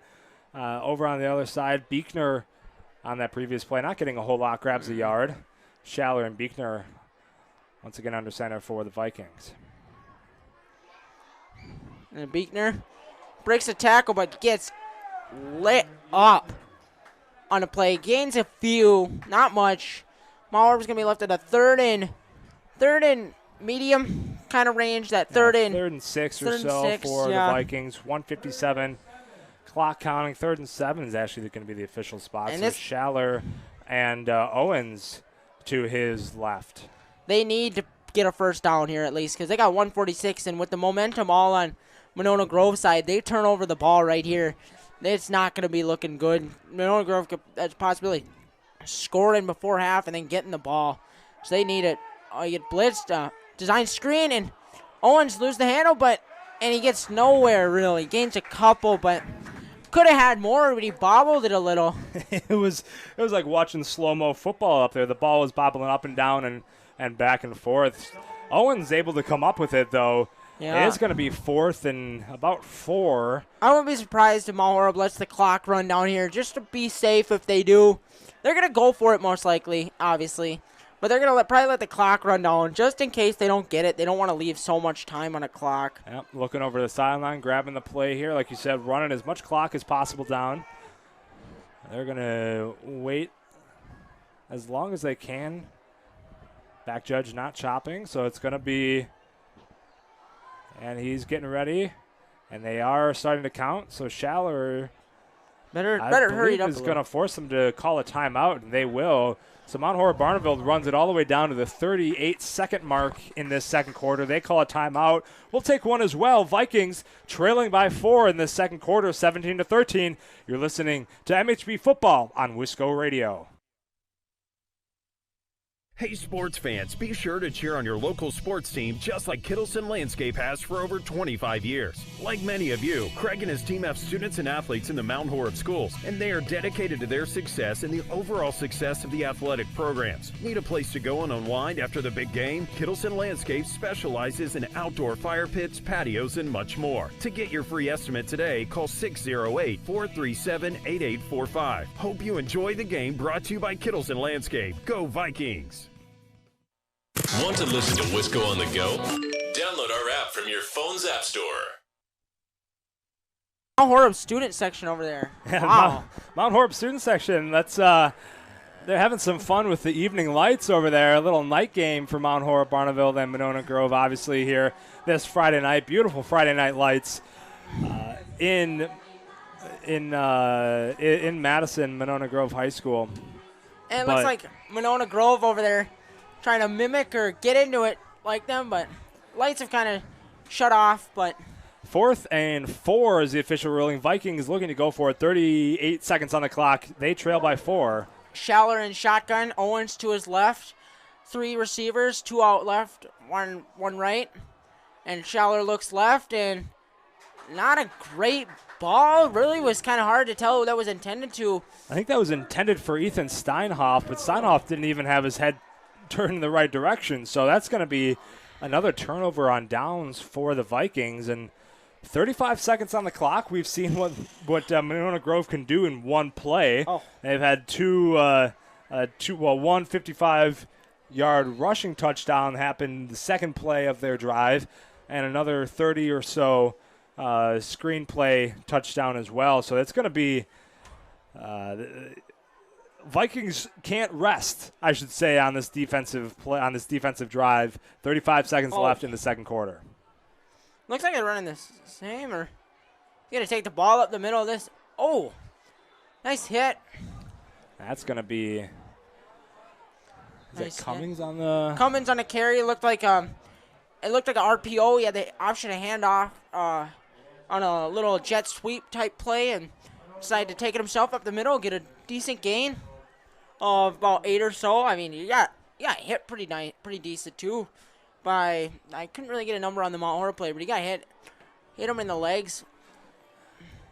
Yeah, 24 seconds here on the clock. Timeout. Monona Grove will stay with you here. 17-13. Vikings trailing by 4. Vikings had quite the game coming into this. Both teams coming into this second quarter is all tied up at 0, and then Vikings having the Gavin Bazzala with the scoop and score, as they so call it, grabbing that fumble off the turf and running it back for the Vikings.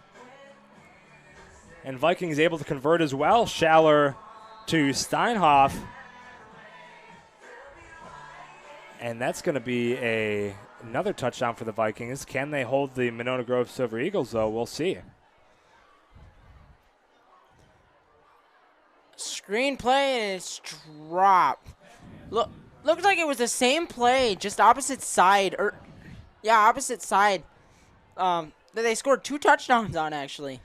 So, a little bit of a break there as he dropped the ball, but it's kind of hard to tell. It looked like they had some Mount Horeb white jerseys over there, but... Yep, intended receiver was Kyan Cradwell. And that's going to be... Boy, another... they're going to draw Vikings offsides, and that's going to be... Do you want the hard count, or? They must have, but it's going to be offsides Vikings. Yeah, that's going to move the chains, and you don't really see that too often in high school, the hard count put to use. That's more of a kind of, I don't want to say veteran move in the NFL, so I know Rogers does that a lot. Yep. Gets sometimes will get defenders, but not a lot in our high school you see a hard count. That's going to move the chains. 20 seconds left in this second. Another screen. Oh, he's passing. Oh. And the backwards pass there to, it's going to be 21 there. Tyler Dahlhauser tries to send it down the field. Had absolutely nobody. He really overthrew that one, but. Looked like his intended receiver had a little space on. Mount Horeb's number 9, Ethan Steinhoff, was in coverage, but he fell down. So, like, in a way, they caught a little bit of a break. I mean, if you would have actually put that ball in a better spot for it to be caught, that could have been not great for Mount Horeb-Barneveld. And so they would have been down about 18 points, or 18, 17 points, which not have been good, especially going in the half where they don't get the ball. And that looks like it's going to be the end of the first half, as we presume. Unless anybody calls a timeout, nobody will. And that's how we end our first half. 17-13, Vikings trailing by 4 against Monona Grove. We'll come back with some first half stats and some more Badger Small action right here on Wisco Radio. When the stadium lights go on, you know it's time for Mount Horeb-Barneveld Football, and that's where you'll find Mark Norman and Associates. As a parent and local business owner, Mark knows the importance of supporting high school athletics, the athletic program, and Mount Horeb-Barneveld Football. Mark Norman and Associates also knows the importance of buying or selling your property. At First Weber of Mount Horeb, Mark Norman and Associates want to help you find the perfect home in the area, whether it be in the town or in the country. For the expertise and the experience you need, call 608-575-3393 or visit them online, marknorman.firstweber.com. Now, back to the action, right here on Wisco Radio. The Grand Stay Hotel and Suites is a brand new hotel in Mount Horeb. The Grand Stay caters to business and leisure travelers and is ideal for individuals and families. In a convenient location near Madison, Grand Stay is also a great option for guests visiting neighboring Barneveld or Epic Systems in Verona. We offer clean, comfortable rooms, free hot breakfast, an indoor pool, hot tub, and a 24-hour fitness center. To see pictures, visit grandstaymount.horeb.com. Book online or call 608-437-5200 to make your reservation today. Now it's time to get back to the Vikings athletic action, brought to you live right here on Wisco Radio. Doctors Steve Samuelson and Lauren Taw are your local eye care professionals. Samuelson Eye Care provides the highest quality optometric care for both adults and children in a friendly, comfortable, and professional environment. Clear vision starts with healthy eyes, so contact Samuelson Eye Care at 437-3377. That's 437-3377 to schedule an exam today. You'll be glad you did. Listen live on your favorite smart speaker. Just ask to play Wisco Radio. Located in the heart of beautiful Mount Horeb, Wisconsin, Norsk Golf Club boasts a tough but fair 9 holes that will be challenging and fun for golfers of all ages. Norsk Golf Club is dedicated to serving our community by creating a family-friendly destination for golf, outdoor recreation, and entertainment in every season while preserving the irreplaceable green space in the center of Mount Horeb. Don't forget about our bar and grill, bowling lanes, and to stop by and watch the Wisco Radio broadcasts. To book a tee time, visit us online at norskgolfclub.com or call 608-437-3399. That's 608-437-3399. Farmer Savings Bank. Listen live on your favorite smart speaker. Just ask to play Wisco Radio. Providing a high level of customer service and products to enhance the well-being of the communities they serve. Whether it is for a home, farm, land, or business loan, Farmer Savings Bank has money to lend. Be sure to call your local Mount Horeb Farmer Savings Bank today at 437-2265. Farmer Savings Bank. Member FDIC. Equal housing lender. Want to listen to Wisco on the go? Download our app from your phone's app store.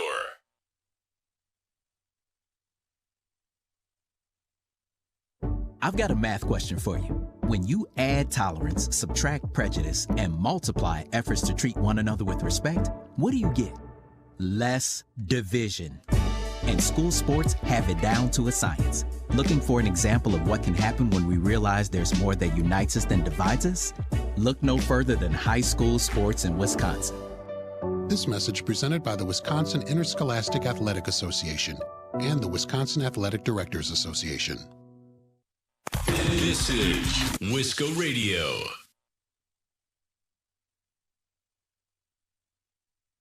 Hey sports fans, be sure to cheer on your local sports team just like Kittleson Landscape has for over 25 years. Like many of you, Craig and his team have students and athletes in the Mount Horeb schools, and they are dedicated to their success and the overall success of the athletic programs. Need a place to go and unwind after the big game? Kittleson Landscape specializes in outdoor fire pits, patios, and much more. To get your free estimate today, call 608-437-8845. Hope you enjoy the game, brought to you by Kittleson Landscape. Go Vikings! Wisco Radio, the leader in Wisconsin prep sports. When the stadium lights go on, you know it's time for Mount Horeb-Barneveld Football, and that's where you'll find Mark Norman and Associates. As a parent and local business owner, Mark knows the importance of supporting high school athletics, the athletic program, and Mount Horeb-Barneveld Football. Mark Norman and Associates also knows the importance of buying or selling your property. At First Weber of Mount Horeb, Mark Norman and Associates want to help you find the perfect home in the area, whether it be in the town or in the country. For the expertise and the experience you need, call 608-575-3393 or visit them online, marknorman.firstweber.com. Wisco Radio, the leader in Wisconsin prep sports. Are you in need of chiropractic services? Dr. Joe Ryan at Mount Horeb Chiropractic will provide the finest chiropractic care to each and every patient. Dr. Ryan uses advanced spinal correction and chiropractic adjustments utilizing state-of-the-art techniques. Dr. Ryan has years of training, expertise, and experience in helping patients get relief from their back pain, neck pain, and other related conditions.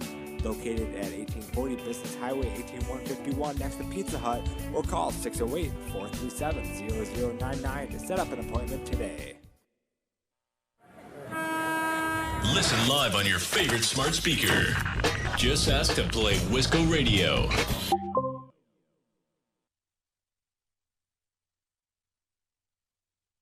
Farmer Savings Bank is proud of their community banking tradition. Farmer Savings Bank is committed to providing a high level of customer service and products to enhance the well-being of the communities they serve. Whether it is for a home, farm, land, or business loan, Farmer Savings Bank has money to lend. Be sure to call your local Mount Horeb Farmer Savings Bank today at 437-2265. Farmer Savings Bank. Member FDIC. Equal housing lender. Listen live on your favorite smart speaker. Just ask to play Wisco Radio. Did you know that one of the top global providers of 3D printing and additive manufacturing services is located right here just outside of Mount Horeb? Since 2001, Midwest Prototyping has been creating parts and prototypes for companies worldwide. To learn more, visit MidwestProto.com. Midwest Prototyping proudly supports Mount Horeb students through internships, technical education programs, and athletics. Go Vikings! Now, back to the action. Right here on Wisco Radio. Welcome back to Monona Grove High School. 17-13. Vikings trailing the Silver Eagles here on their homecoming night. First quarter actually started out pretty slow, Will. We had both teams didn't come through with any points in that first quarter. It was all knotted at 0. And then both teams kind of turned on the turbo blasters in that second quarter. Scoop and score from Mount Horeb-Barneveld and a completion with a failed point after. Going to give Mount Horeb 13 points. A couple large rushing touchdowns for the Silver Eagles will get them up to 17, as well as a field goal from Larsh. And we're all here at 4-point differential, 17-13. Monona Grove over Mount Horeb-Barneveld.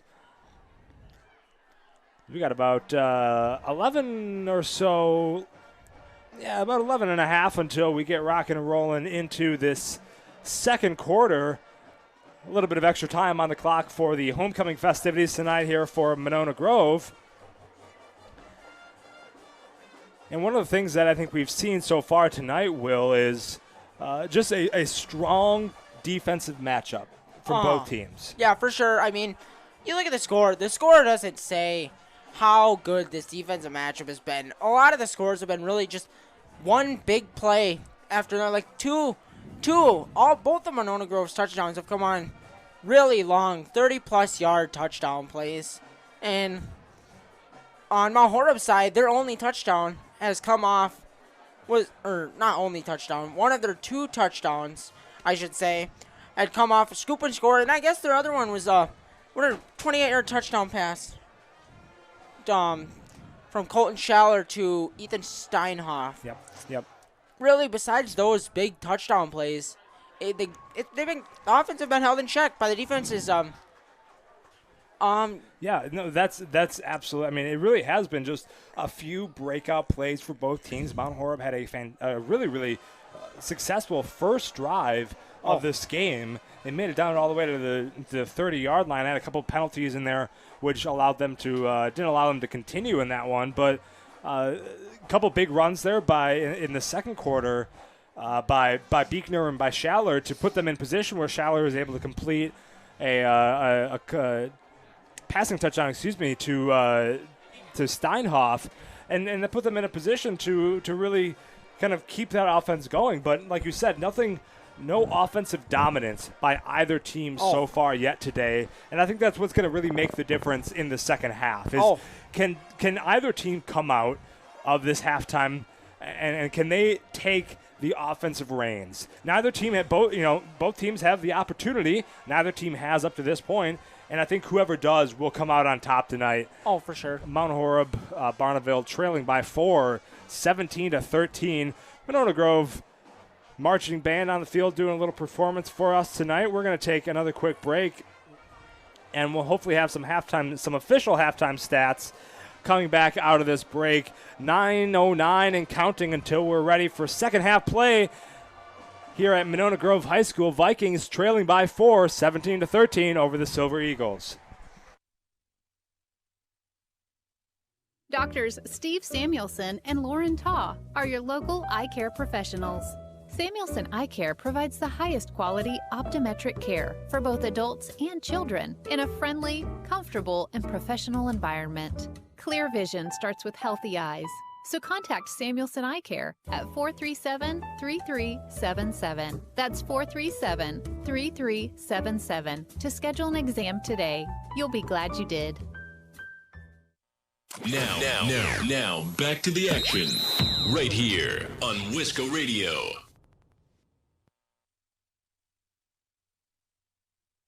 Mount Horeb Utilities is a locally owned, not-for-profit utility dedicated to the community it serves. Providing safe, reliable energy to customers in Mount Horeb, our hometown team is customer-focused and service-oriented, looking out for the community's best interests.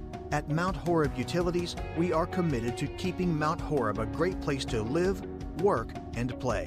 For more information on how Mount Horeb Utilities energizes our community, visit MountHorebUtilities.com. Now it's time to get back to the Vikings athletic action, brought to you live right here on Wisco Radio.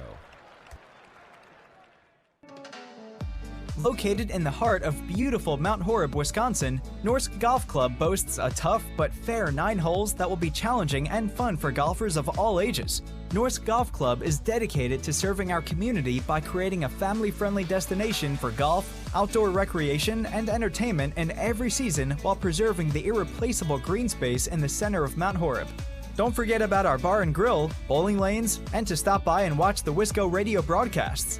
To book a tee time, visit us online at norskgolfclub.com or call 608-437-3399. That's 608-437-3399. Want to listen to Wisco on the go? Download our app from your phone's app store. Hey sports fans, be sure to cheer on your local sports team just like Kittleson Landscape has for over 25 years. Like many of you, Craig and his team have students and athletes in the Mount Horeb schools, and they are dedicated to their success and the overall success of the athletic programs. Need a place to go and unwind after the big game? Kittleson Landscape specializes in outdoor fire pits, patios, and much more. To get your free estimate today, call 608-437-8845. Hope you enjoy the game, brought to you by Kittleson Landscape. Go Vikings! Now, back to the action, right here on Wisco Radio. When the stadium lights go on, you know it's time for Mount Horeb-Barneveld Football, and that's where you'll find Mark Norman and Associates. As a parent and local business owner, Mark knows the importance of supporting high school athletics, the athletic program, and Mount Horeb-Barneveld Football. Mark Norman and Associates also knows the importance of buying or selling your property. At First Weber of Mount Horeb, Mark Norman and Associates want to help you find the perfect home in the area, whether it be in the town or in the country. For the expertise and the experience you need, call 608-575-3393 or visit them online, marknorman.firstweber.com. Listen live on your favorite smart speaker. Just ask to play Wisco Radio.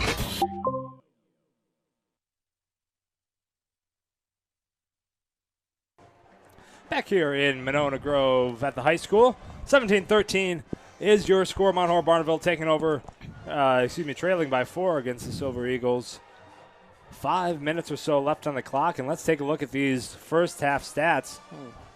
For Mount Horeb-Barneveld, they only get 9 first downs for them, have total 164 yards in the books for them, 19 rushing yard completions for them, 113 of the yards attributed to that. Leading rushers, Tyler Beekner, 12 attempts for him, 57 yards. Colton Schaller has 50 on the books as well. Speaking of passing yards, 51 for Colton Schaller.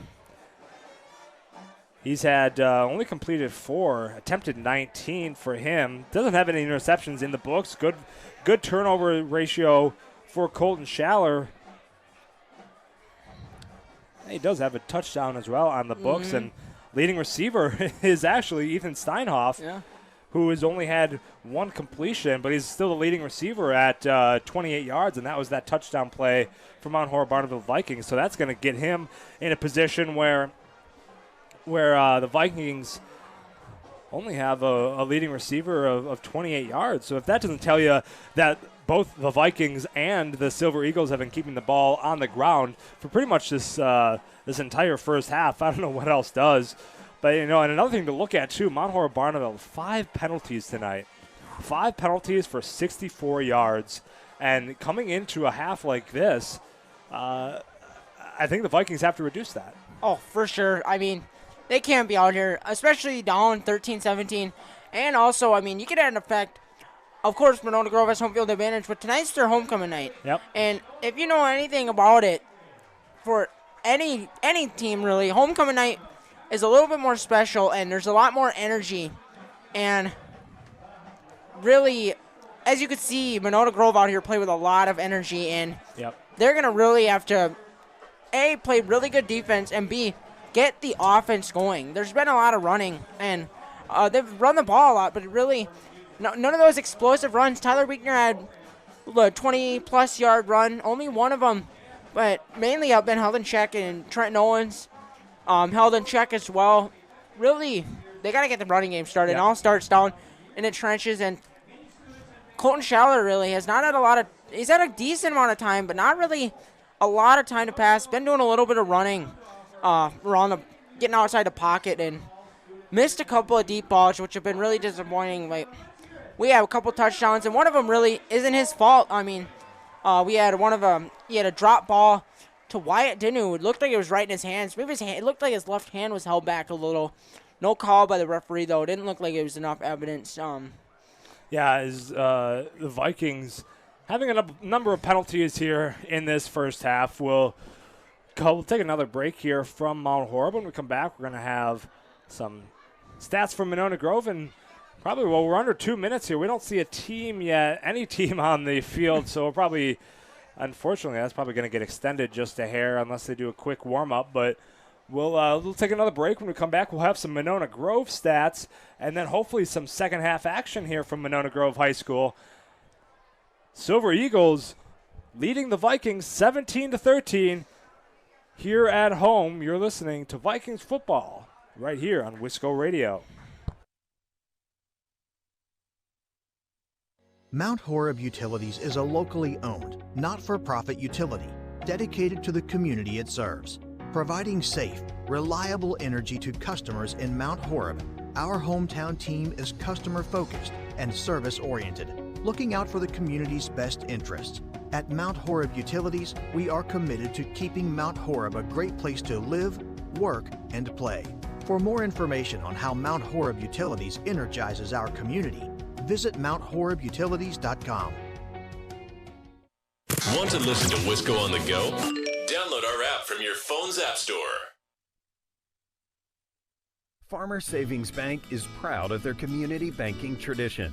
Farmers Savings Bank is committed to providing a high level of customer service and products to enhance the well-being of the communities they serve. Whether it is for a home, farm, land, or business loan, Farmers Savings Bank has money to lend. Be sure to call your local Mount Horeb Farmers Savings Bank today at 437-2265. Farmers Savings Bank, member FDIC, equal housing lender. Now, back to the action, right here on Wisco Radio. The Grand Stay Hotel and Suites is a brand new hotel in Mount Horeb. The Grand Stay caters to business and leisure travelers and is ideal for individuals and families. In a convenient location near Madison, Grand Stay is also a great option for guests visiting neighboring Barneveld or Epic Systems in Verona. We offer clean, comfortable rooms, free hot breakfast, an indoor pool, hot tub, and a 24-hour fitness center. To see pictures, visit grandstaymount.horeb.com, book online, or call 608-437-5200 to make your reservation today. Listen live on your favorite smart speaker. Just ask to play Wisco Radio. Farmers Savings Bank is proud of their community banking tradition. Farmers Savings Bank is committed to providing a high level of customer service and products to enhance the well-being of the communities they serve. Whether it is for a home, farm, land, or business loan, Farmers Savings Bank has money to lend. Be sure to call your local Mount Horeb Farmers Savings Bank today at 437-2265. Farmers Savings Bank, member FDIC, equal housing lender. This is Wisco Radio. Doctors Steve Samuelson and Lauren Taw are your local eye care professionals. Samuelson Eye Care provides the highest quality optometric care for both adults and children in a friendly, comfortable, and professional environment.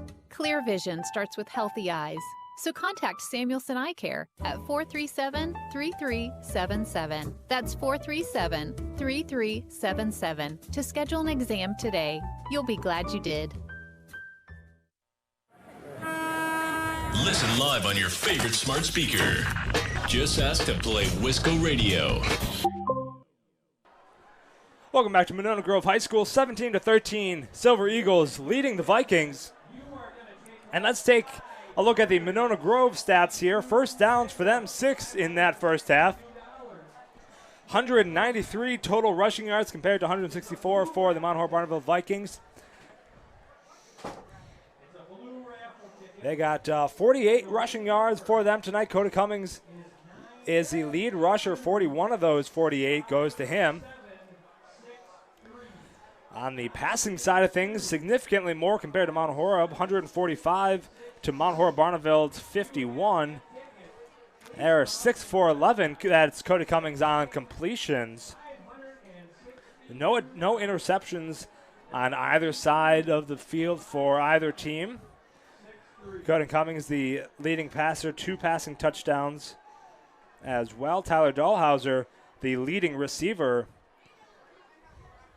has got a touchdown as well. Tyler Hoyer has a touchdown in his books as well. One thing to note that is a kind of a big game changer for these Silver Eagles is that they had 1 fumble for a loss, and that was the Gavin Bazzala scoop and score there was on that fumble. But I think the difference, we're talking a little bit about this, Will, was the penalties, right? 5 for 64 yards. That was for Mount Horeb-Barneveld. Silver Eagles, only 1 penalty in their books, and that was a defensive pass interference for 15 yards. So they only have 1 penalty in the book for 15 yards. That is a huge game changer as the Vikings are set to kick off. Shelfeffer on the kick. I think for starters, like you're saying, though, the scoop and score was just one mental mistake. For the most part, they haven't really got much on offense, but, I mean, it's not like they're making key mistakes. Like, they've run the ball. They just can't get much yardage, I mean, except for a few plays. And then, of course, penalties. That they sure. And it looks like it's going to be another kick out of bounds by Shelfeffer. Shelfeffer wanting to pin that one. In the deep backfield. So that one's going to come all the way back up to the 35. That's going to be the second time he had the kick out of bounds. And that'll be how we start the third quarter. 12 minutes on the clock, 17-13. Vikings trailing by 4.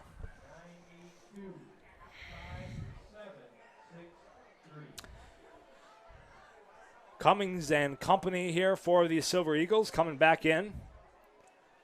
And the Vikings defensive brick house on the field for MHB. We'll see what the Silver Eagles can do to start out this third quarter. Cummins in the shotgun. Got a man to his right and gives it an end around. Number 10, Ty Hoyer. He's got a touchdown tonight on one of those really long rushes. And Hoyer's going to be brought down by 57. That's going to be Kean Primesberger. Got a good hand on Hoyer. Hoyer only picks up about 2. 11:39 here and counting in this third quarter. 2nd and 8.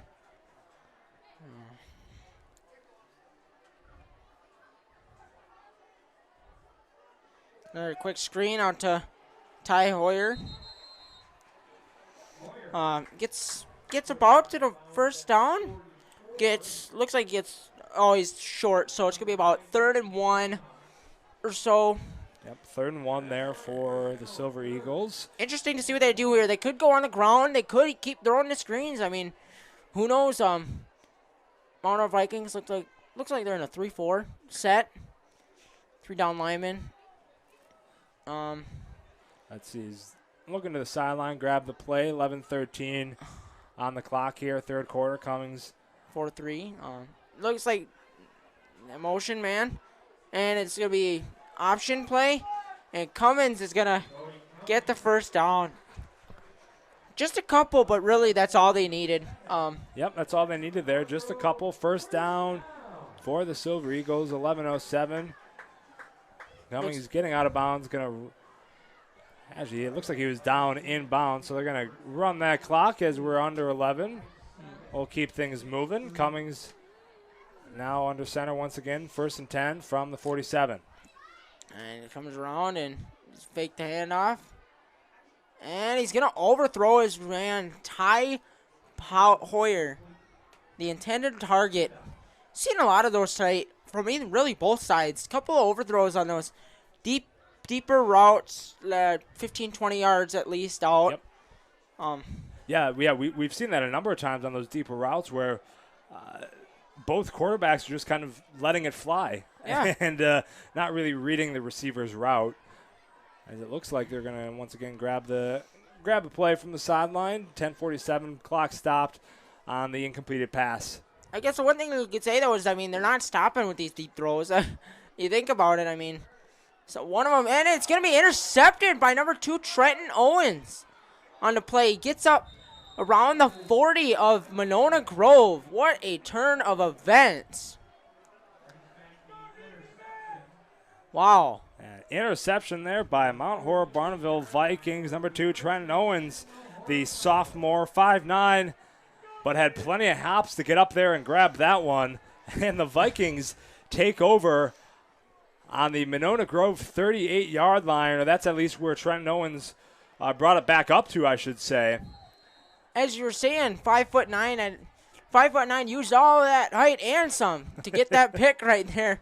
But he brought it in. Good play by him. And not only that, I mean, he had enough to return it a decent amount. Got all the way up inside Monona Grove territory. Easily best field position they've had all night.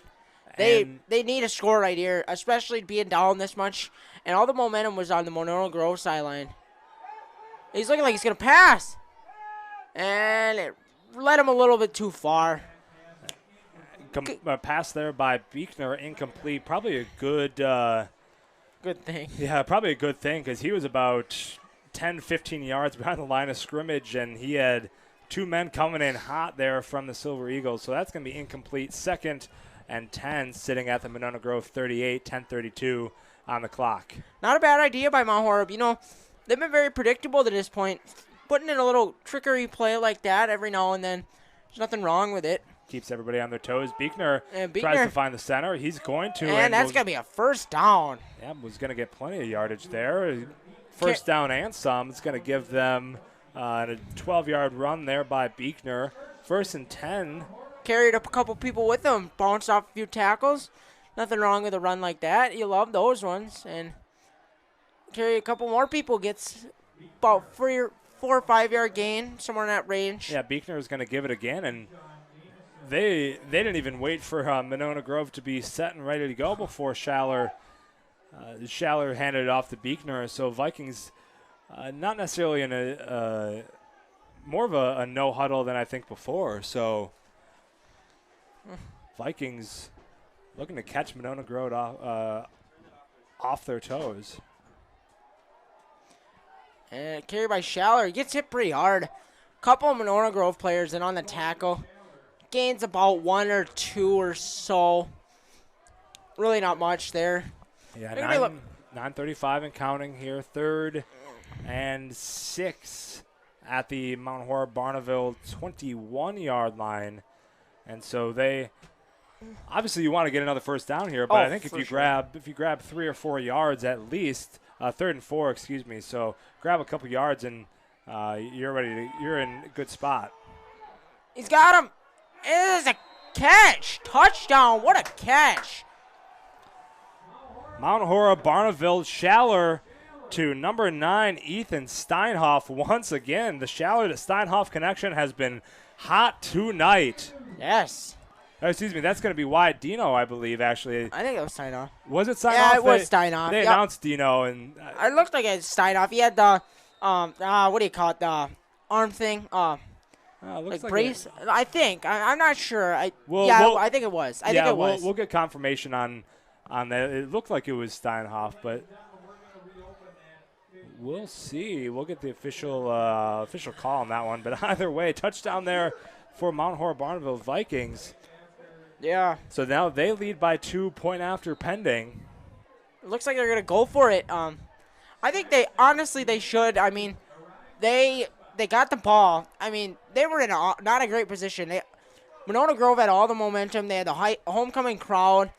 Everyone was ready, and Trenton Owens just shut off that momentum and the momentum completely switched.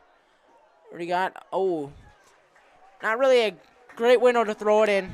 Over a little bit too much zip on it again by Colton Schaller, intended for number 12, Landon Elstead. But, yeah, as I was saying, really good play by Trenton Owens to just take all the momentum away. And, I mean, it's great Mount Horeb could march down the field and get a touchdown out of that. Absolutely. 17-19, Vikings leading Monona Grove. We'll take a quick break. You're listening to Vikings football on Wisco Radio. Did you know that one of the top global providers of 3D printing and additive manufacturing services is located right here just outside of Mount Horeb? Since 2001, Midwest Prototyping has been creating parts and prototypes for companies worldwide. To learn more, visit MidwestProto.com. Midwest Prototyping proudly supports Mount Horeb students through internships, technical education programs, and athletics. Go Vikings! Wisco Radio, the leader in Wisconsin prep sports. Welcome back to Monona Grove. Confirmation, it was Ethan Steinhoff, so we had it right. We had it right the first time, as it happens when you second-guess yourself. But Schaller to Steinhoff on the completion, the second one for that completion pair tonight, and Mount Horeb-Barneveld to kick it off for a Monona Grove Silver Eagle return here. Kept it in bounds this time on the kickoff. A couple of those ones tonight. Not a great night for Shell Pepper on the kickoffs, but yeah, 9:05 left here on the clock, 1st and 10. Monona Grove Silver Eagles grabbing their offensive drive here in the third quarter.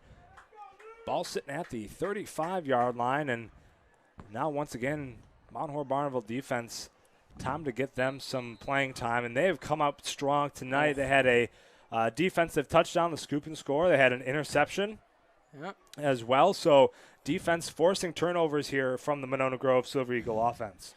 Yeah, you look at it, they've done everything they can to keep their team in the game right now and giving them the lead. I mean, offense had to capitalize, of course, but they're doing things like that right there, for example. Taking down them on a run by Cooper Marsh, and they just get through the line. They're winning at the line of scrimmage, really. Yeah, Cooper Marsh on the carry. He's going to be brought down. And that's going to be a loss of 2 for the Silver Eagles. Putting pressure on Cody Cummins. That's what they've been doing, and a little bit of confusion over there. Luckily, there was also some confusion on Monona Grove, so Mount Horeb-Barneveld had some time to set up on defense. And looks like we're ready. Snap, and the snap is bobbled. And Cummins goes down for a loss of what appears to be 2-3. Yeah, another loss there from Cummings. So, yeah, move that one back. That's actually going to be a good amount there. Give him another 5 or 6 on that loss. And so now it's going to be 3rd and long. I think a 3rd and 19. Ball sitting at the Monona Grove. Looks like it's the where is that at? The 26-yard line of Monona Grove. Yep. And really, Mount Horeb just really playing great defense. They got them in a 3rd and 19 right now, backed up in their own territory. And they sack him. Wow. Cummings gets the sack. That's going to be number 57, Kean Primusberger. Again, boy, he is not one to mess with. Oh, wow. I think he had another sack earlier today, and he had three sacks against Stoughton last week. That's going to pin Monona Grove to a 4th and 21. Clock running, 7:14. They're going to be forced to punt. Great defensive possession by Mount Horeb-Barneveld. This is what they needed right here. They had all the momentum against them coming on after. Their offense was dormant. They did not do great, and it looked like there was a bobble punt, but nonetheless he managed to get it away. Not a great one, though. It's going to be pinned right at the 50-yard line. Mount Horeb in a really good field position again. Mount Horeb having the opportunities in this second half. They're able to capitalize on the first offensive turnover for Monona Grove. Defensive turnover there for Mount Horeb-Barneveld. They're able to capitalize on that one. Can they capitalize on this good field position starting smack dab at the 50-yard line, right on the far side of the Silver Eagle on the field? 6:51 on the clock. Mount Horeb-Barneveld offense ready to strike again. Yeah.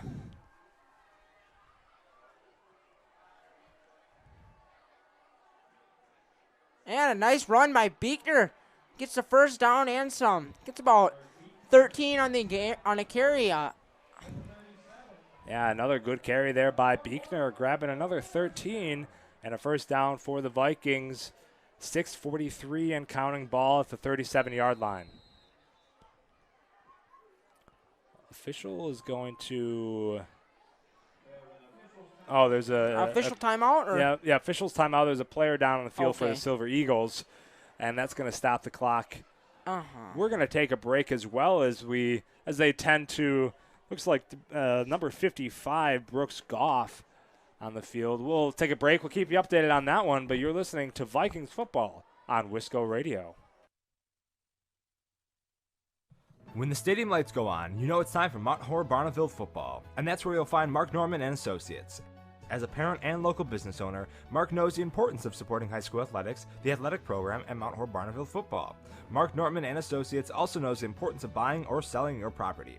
At First Weber of Mount Horeb, Mark Norman and Associates want to help you find the perfect home in the area, whether it be in the town or in the country. For the expertise and the experience you need, call 608-575-3393 or visit them online, marknorman.firstweber.com. This is Wisco Radio. Welcome back to Monona Grove High School, number 55, Brooks Goff. Up and off the field. Yep, that's always good to see. He's up and off the field under his own power, so he'll be just tended to by his trainers on their sideline, and play will resume. Ball at the 37-yard line of Monona Grove. Vikings on the offense, ready to strike. And run again with Beekner, and wow, he's having a really nice drive. Really nice start to the second half. Just got about almost to the first down. They'll give him 9. And takes it again, and he's going to get the first down. Not much after that, but still the first down nonetheless. Yep, Move the chains. Good play there by Schaller. Good heads-up play by the entire Mount Horeb-Barneveld offense, saying, hey, we only need a yard. Let's get this thing going. Let's move the ball. And there was little to no time in between plays there, trying to catch as much of the Monona Grove Silver Eagle offense off guard. And they're able to get another first down. Yeah, perfect. Hand off to Trenton Owens and breaks a couple of tackles. Gets up beyond the 25-yard line, about to the 23. Yep, Owens able to find that corner. He's going to get another 3 on him, 5:47 and counting. 2nd and 7, ball on the 23-yard line. Vikings leading by 2.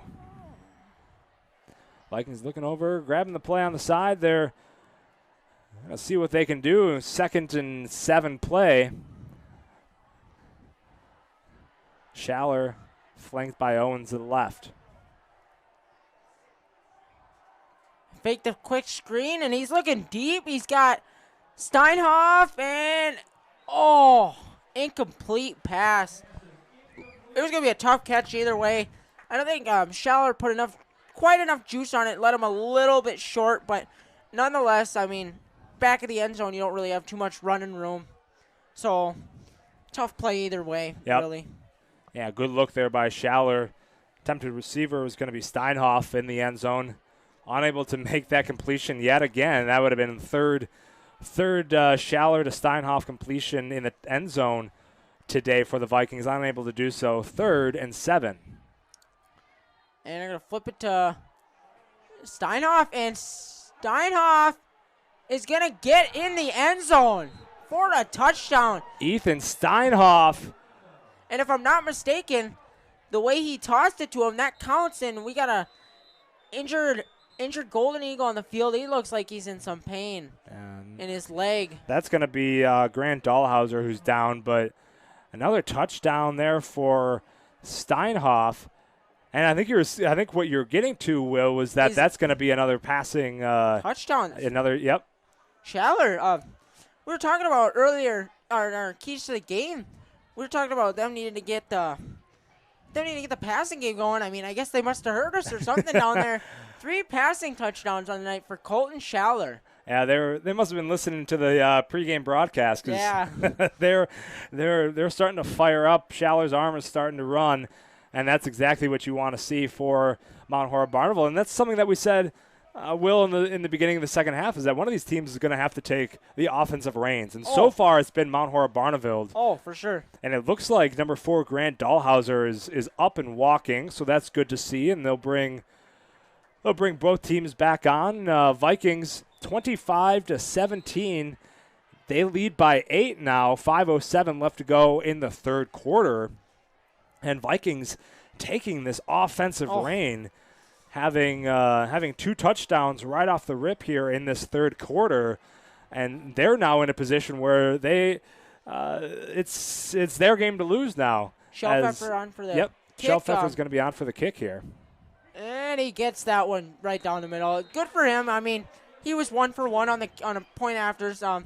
The last time I think they elected to go for it because I don't know if they wanted to or maybe they didn't trust his leg at the moment, missing the one and a couple of kicks out of bounds, but he proves he's still got it, kicking it right between the uprights. And we'll take a break here with that. 26-17, Vikings leading leading Monona Grove. You're listening to Vikings football right here on Wisco Radio. Located in the heart of beautiful Mount Horeb, Wisconsin, Norsk Golf Club boasts a tough but fair 9 holes that will be challenging and fun for golfers of all ages. Norsk Golf Club is dedicated to serving our community by creating a family-friendly destination for golf, outdoor recreation, and entertainment in every season while preserving the irreplaceable green space in the center of Mount Horeb. Don't forget about our bar and grill, bowling lanes, and to stop by and watch the Wisco Radio broadcasts. To book a tee time, visit us online at norskgolfclub.com or call 608-437-3399. That's 608-437-3399. Want to listen to Wisco on the go? Download our app from your phone's app store. Welcome back to Monona Grove High School. 5:02. Vikings leading by 9, 26-17, 1st and 10 in Monona Grove at their own 32. That's where they'll start their offensive drive. But, Will, we were just saying in the break there that Mount Horeb-Barneveld, if they didn't take those offensive reins, it was going to be a long second half for this team. And they came out strong. They took control of the offensive game, and 2 touchdowns here in this third quarter for them has put them 9 points ahead. Yeah, like you and I were talking at half. We were talking off the air a little bit and saying how it really was. It was like it looked like. And another tackle for a loss there by Keehan Primensberger. Wow. So he is all over the he's place. reading that offensive book for the Silver Eagles, and does he know what's coming? Another tackle for a loss for Primensberger. 4:40. The clock and counting. As I was saying, like we were saying at half off the air, we were saying, I mean, it looked like Monona Grove had everything. They had a momentum into the half. They had a lead. They had the crowd with the homecoming crowd was getting into it. They were fired up, and Mount Horeb started with that pick from Owens, just turned it on. 3 passing touchdowns from Schaller to Steinhoff. And run by And that's going to be a hurdle attempt. Hurdle. Yeah. I don't know. Are they going to call a flag here? I think they're going to bring the officials in, so you can't hurdle in high school. That's a pretty common, it's one of those things where you see the highlights on ESPN. You definitely can't be doing that in high school. So I think they're going to see, was he out of bounds by the time he did that? That's what they're looking at. I think that's what they're going to be looking at here. And we'll see if they actually do end up throwing the flag. Cummings kept it, trailed by the Vikings defender, brought it all the way up to probably the 39 or so, and I don't think they're not going to throw that. I mean, the Vikings are their players look like they're a little bit mad because they know the rules. Yeah, the coaching staff is not happy with that call. They're not going to throw that flag, so it's going to be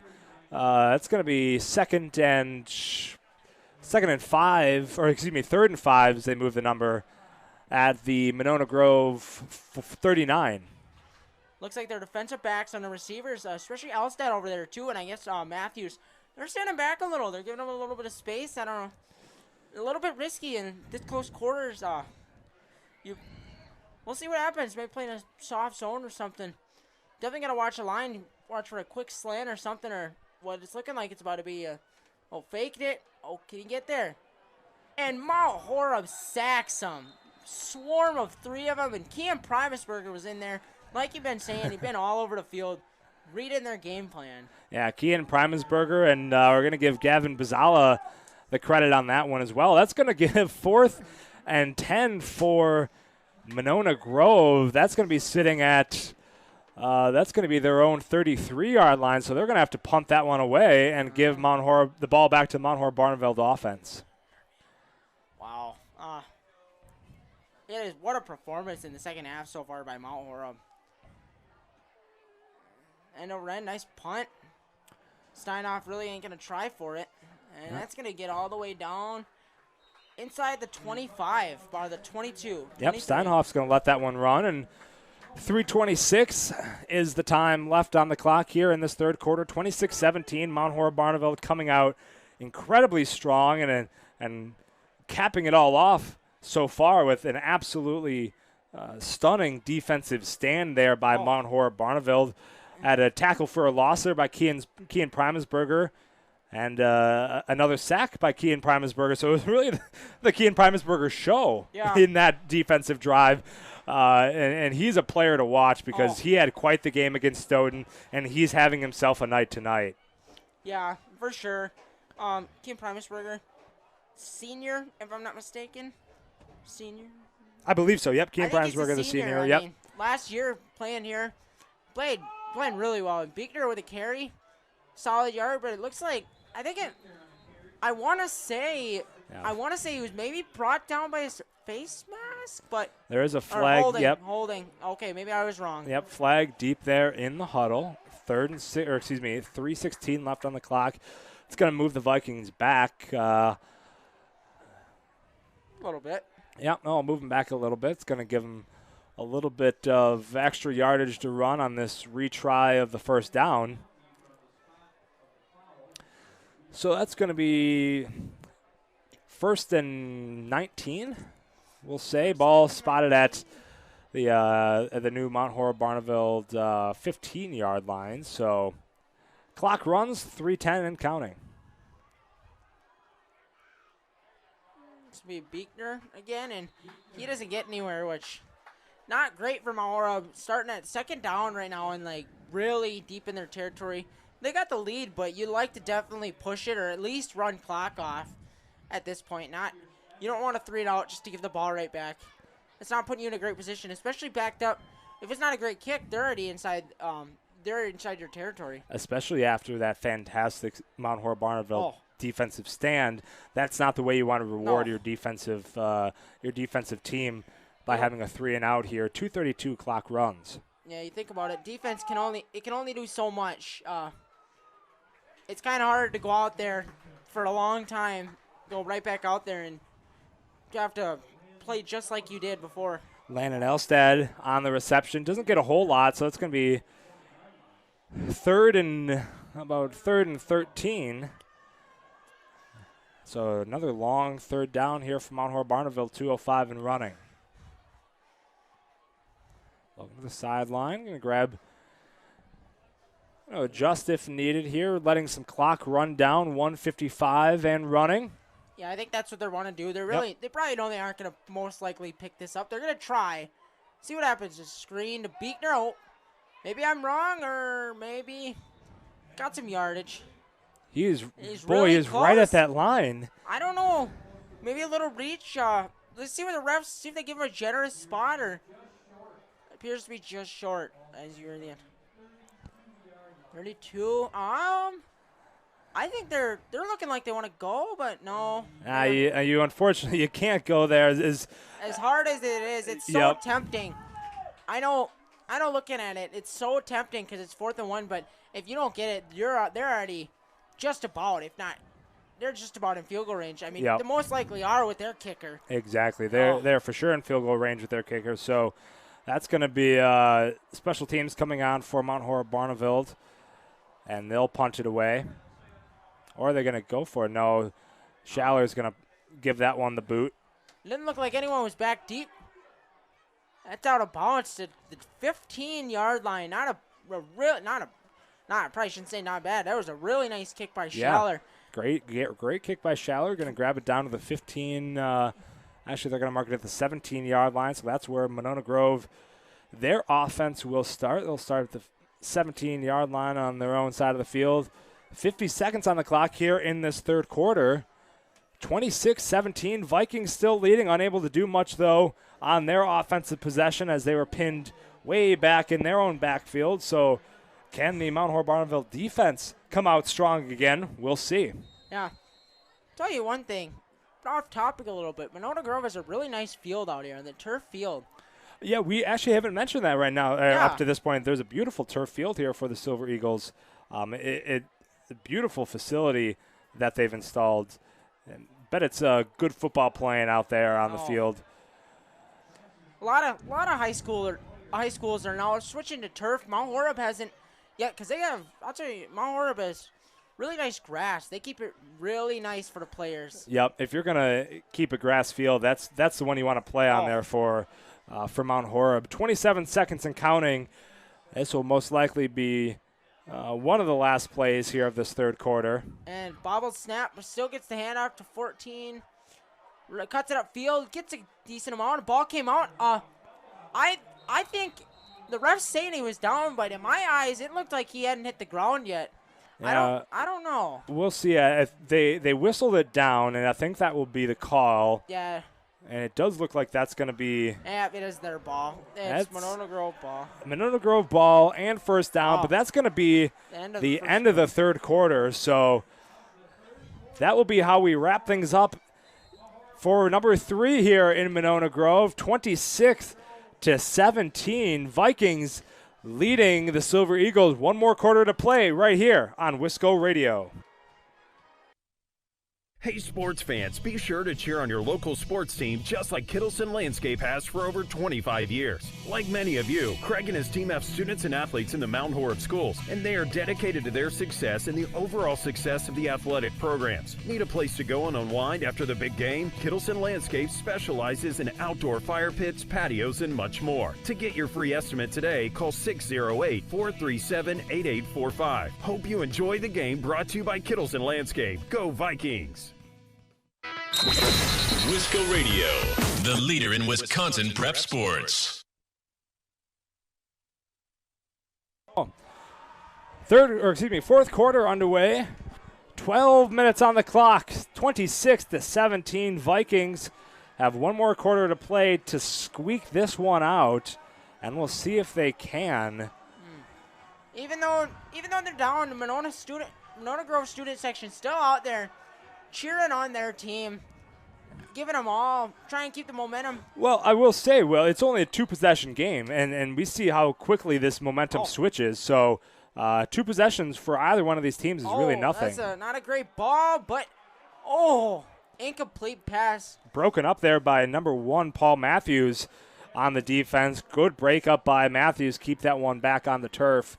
Not a great ball. Came out a little weird. I don't know if the ball got tipped or maybe his arm got hit or feet weren't set. I don't know what it was. Came out a little weird, like as my dad would say, a wounded duck ball. Yep. 2nd and 10. 11:55 on the clock. Ball sitting at the 27-yard line of Monona Grove. A little screen. And Mount Horeb is all over that. They've started out rough with those plays, but they are all over it. Yeah, they read that one. Another tackle for a loss there. Once again, they lose a yard again, and 11:33 and counting. 3rd and 11. Big third down here for the Silver Eagles. Yeah. If Mount Horeb gets this ball back, they're most likely going to want to run down some clock. I mean, it's the smartest thing to do, especially in a game like this. Just keep the ball on the ground. Your run game's been really good. No need to throw it much. I mean, Colton Schaller's been really good to this point, but no need. And they sack him.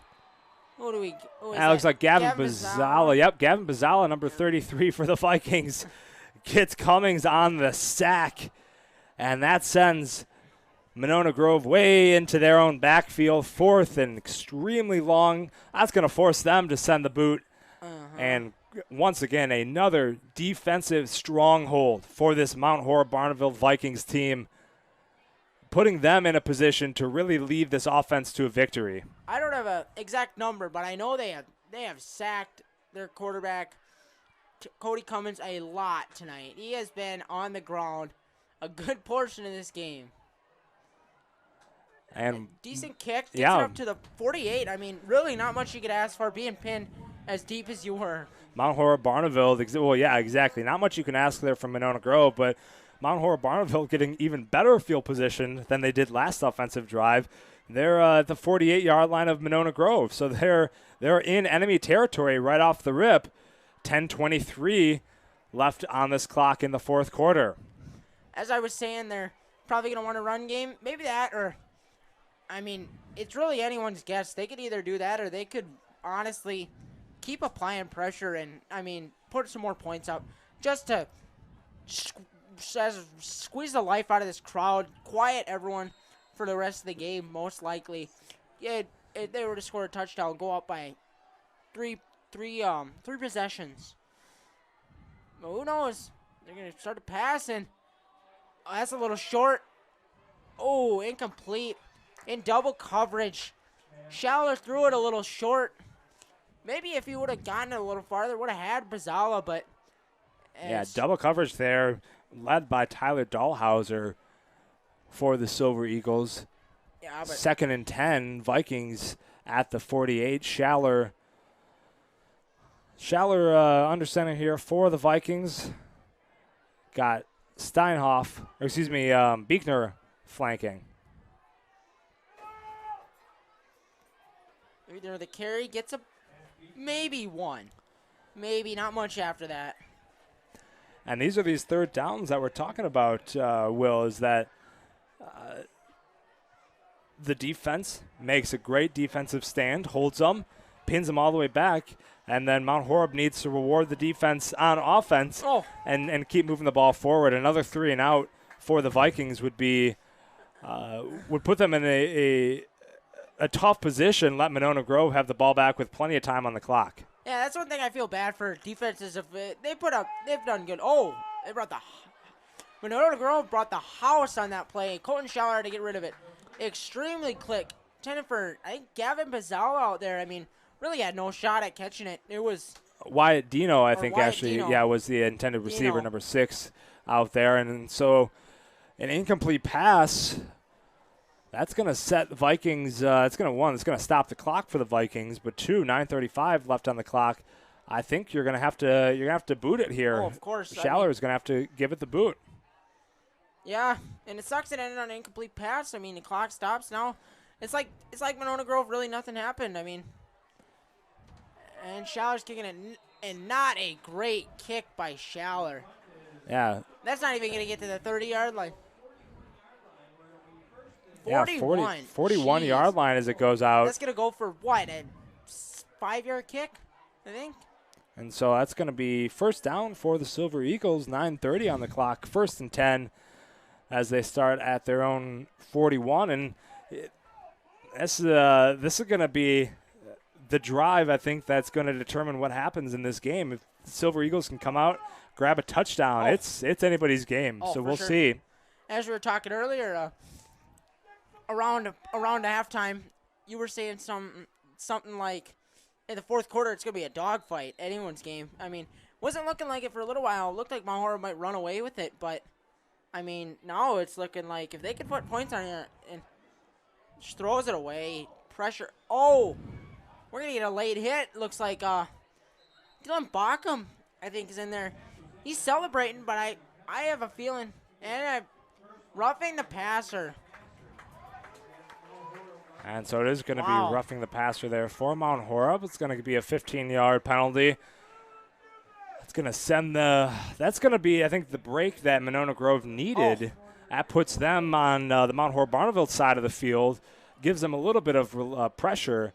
And so that moves them 15 yards closer and spots the ball at the 44-yard line of Mount Horeb-Barneveld. So that's where Silver Eagles are going to reset their downs, and that's where we'll resume this fourth quarter, 9:24 left to go. Yeah, as I was saying, pressure on him and the penalties too. And he's taking a shot and he has dropped. Wow. He had it too. He had his man. That was Tyler Dahlhauser, the intended receiver. Had it and dropped it. Yeah, that was in the end zone. Had it and dropped it. Yeah. And Tyler Dahlhauser having a hard time getting up, so I think that's going to be a official's timeout. We'll take a quick one as well. 9:17 left to go here in this fourth quarter. Actually, we'll stay here. Tyler Dahlhauser's up. I think play will resume shortly, so we'll stick it right here. But 26-17 still your score. Mount Horeb-Barneveld leading the Monona Grove Silver Eagles. Mount Horeb-Barneveld really spaced it out in that third quarter, but offensively having a little bit of issues on 2 3-and-outs right off the rip on this fourth quarter, putting Monona Grove in Mount Horeb-Barneveld territory now. Ball spotted at the 44-yard line. 2nd and 10 after the incompleted pass to Dahlhauser, which could have easily been a catch in the end zone. Just dropped it. And we'll resume play here. 9:17 left in the fourth.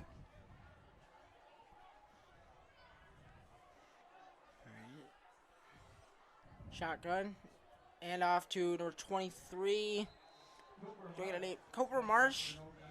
No gain. Mount Horeb's run defense and really just their front seven for the most part has been playing like they usually do, honestly. Yep. Just it seems like it just has been a lot more than usually because they've gotten the quarterback, Cody Cummins, a lot. He's been on the ground a lot, especially the second half. Yeah, the front seven has been lights out for Mount Horeb, and let's see if they can keep that with 8:45 left here in the fourth. And a keeper, and he gets real nice tackle made. Yeah, that's going to be number 2 there for Trenton Owens for the Vikings with the drop, and that's fourth down now for Monona Grove. They're sitting at the 42-yard line. I think it looks like they're going to give it a shot. 4th and 8, 8:21 and counting. I think you have to go for it here. Oh, especially now, and there's nothing wrong with it. I mean, if they really don't get it, the way Mount Horeb offense has been playing and the way your defense has been playing, like, you guys are doing good. There may be a shot to get it back again, and a timeout is called. Monona Grove. We'll take one as well. 26-17 is the score. 8:09 left to go in this game. We'll come back with more Vikings football. When the stadium lights go on, you know it's time for Mount Horeb-Barneveld Football, and that's where you'll find Mark Norman and Associates.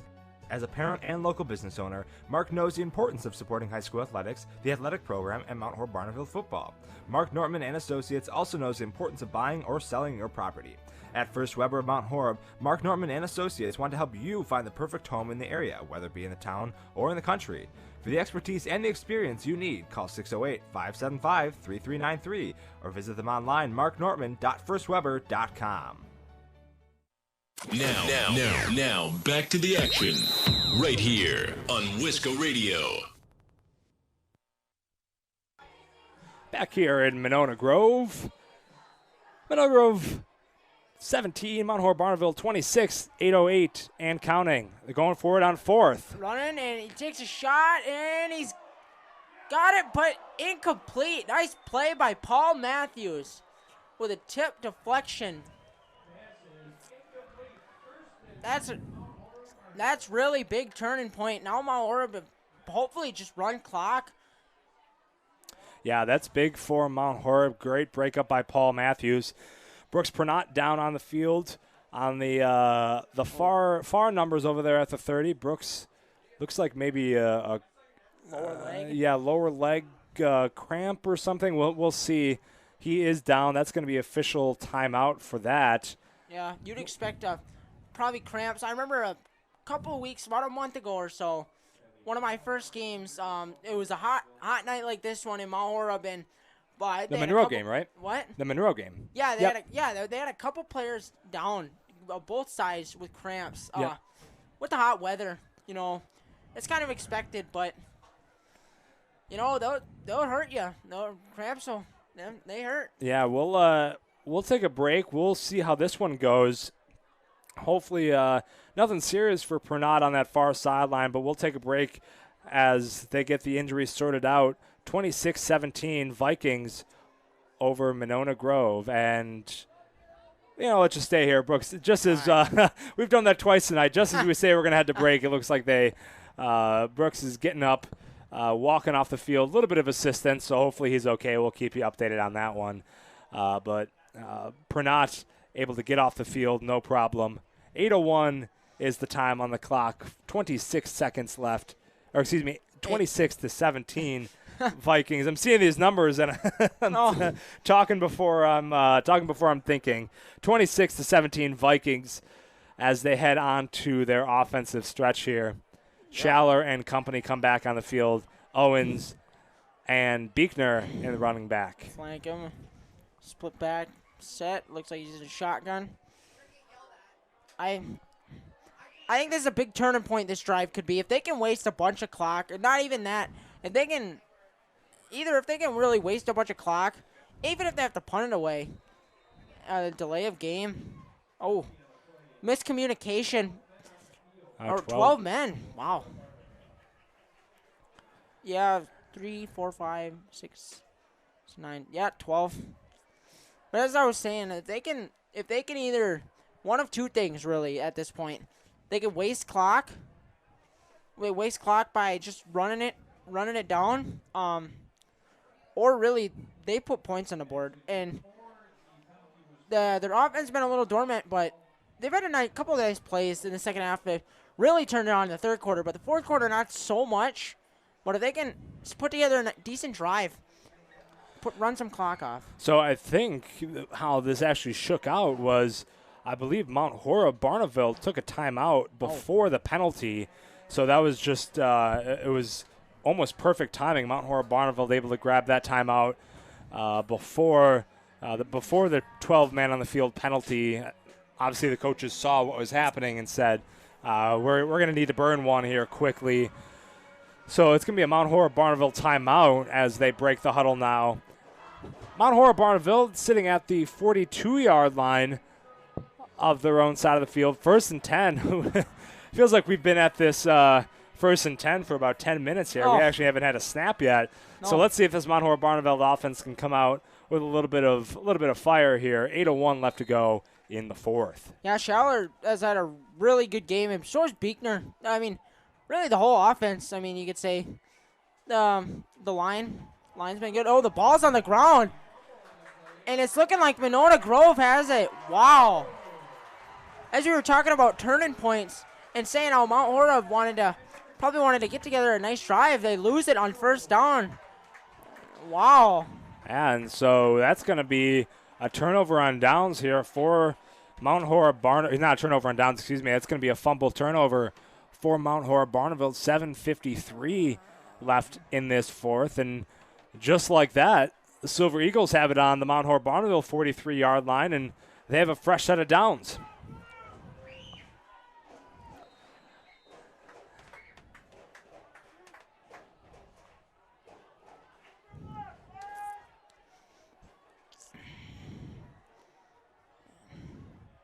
They get, oh man, he gets drilled. My number 13, Mason Weaver on that sack. Hit him hard. Mason Weaver. Right in the gut. I'm surprised he was able to hang on to that ball. Didn't see it.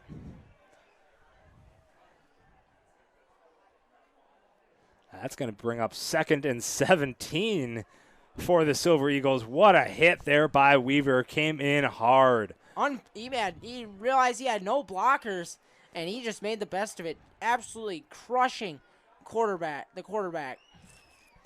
A little screen, and they gave back all the yardage lost on the sack. So it's gonna be about a 3rd and 10 here. Yeah, we'll make it. Looks like they got an injured. That'll be number 10, Ty Hoyer. Looks like he's down over there, grabbing at his legs. Now we will take a timeout. Hopefully that means he gets up soon as we do this. But we're going to take a timeout here from Monona Grove. 7:05 left on the clock. Vikings leading the Silver Eagles 26-17. More Badger Small Conference action coming up right after this. Mount Horeb Utilities is a locally owned, not-for-profit utility dedicated to the community it serves. Providing safe, reliable energy to customers in Mount Horeb, our hometown team is customer-focused and service-oriented, looking out for the community's best interests. At Mount Horeb Utilities, we are committed to keeping Mount Horeb a great place to live, work, and play. For more information on how Mount Horeb Utilities energizes our community, visit MountHorebUtilities.com. Listen live on your favorite smart speaker. Just ask to play Wisco Radio. Welcome back here in Monona Grove. 7:05, time on the clock. And in the shotgun, throws it, and he has a man. That'd be a first down. Caught by number 2, Eddie Rivera. Not a lot of passing by Monona Grove in the fourth quarter, really. I mean, honestly, you think about it. Quarterback Cody Cummins has not been able to get rid of the ball. Mount Horeb has been in there on every play, it feels like. Finally got an opportunity to throw it, and he made the best of it, getting a first down. And a runs of pressure and overthrows his intended target, number 2, Eddie Rivera again. So looking for him a couple of times. Maybe wants to make a connection. Yeah, 6:42 left to go here in the game. 26-17. This thing is not over yet. No. It's a 2-possession game. Monona Grove needs at least a touchdown and at least a field goal. And so this game is not quite over yet. Yeah, the good thing for them right now is, I mean, honestly, oh wow, all over that. Good stuff up through the good stuff through the middle there. That's going to be Weaver and Bazala who sealed up the middle. Now that brings up 3rd and about 13 for the Silver Eagles. 6:21 in counting. Third ball on the 34. This is go time for the Silver Eagles. Drops back to pass, moves around and escapes the pressure, and gains a good amount. Not really, gains about 4 yards, but honestly, lucky he didn't get sacked. I mean, that could have been a lot worse. And now, what do you do here? You're at 4th down and about 8-9 yards to go. Well, this is an interesting situation because you need a touchdown and a field goal. If I was them, I'd be thinking about bringing out the kicker. I mean, he's got a boot, and I mean, he's proven it. But it looks like they're going to go for it. Nothing wrong with it. And he overthrows his target. That's going to be picked by Tyler Beekner. Almost wish it wasn't picked, considering where he gets placed in. Oh, we got an injured Viking. One of their linemen. That's going to be Toby Meyer. Toby Meyer's down for them. Number 66 for the Vikings. 5:33 left to go. We'll take another timeout. Looks like it's his chest area. Yeah, 26-17. We'll take a timeout here from Monona Grove High School. Viking is leading by 9. They get the ball at their own, looks like it's their own 6, and that will be where they start their offensive possession. Toby Meyer down on the field for the Vikings. We're going to take a quick injury timeout. We'll have more Vikings football right after this.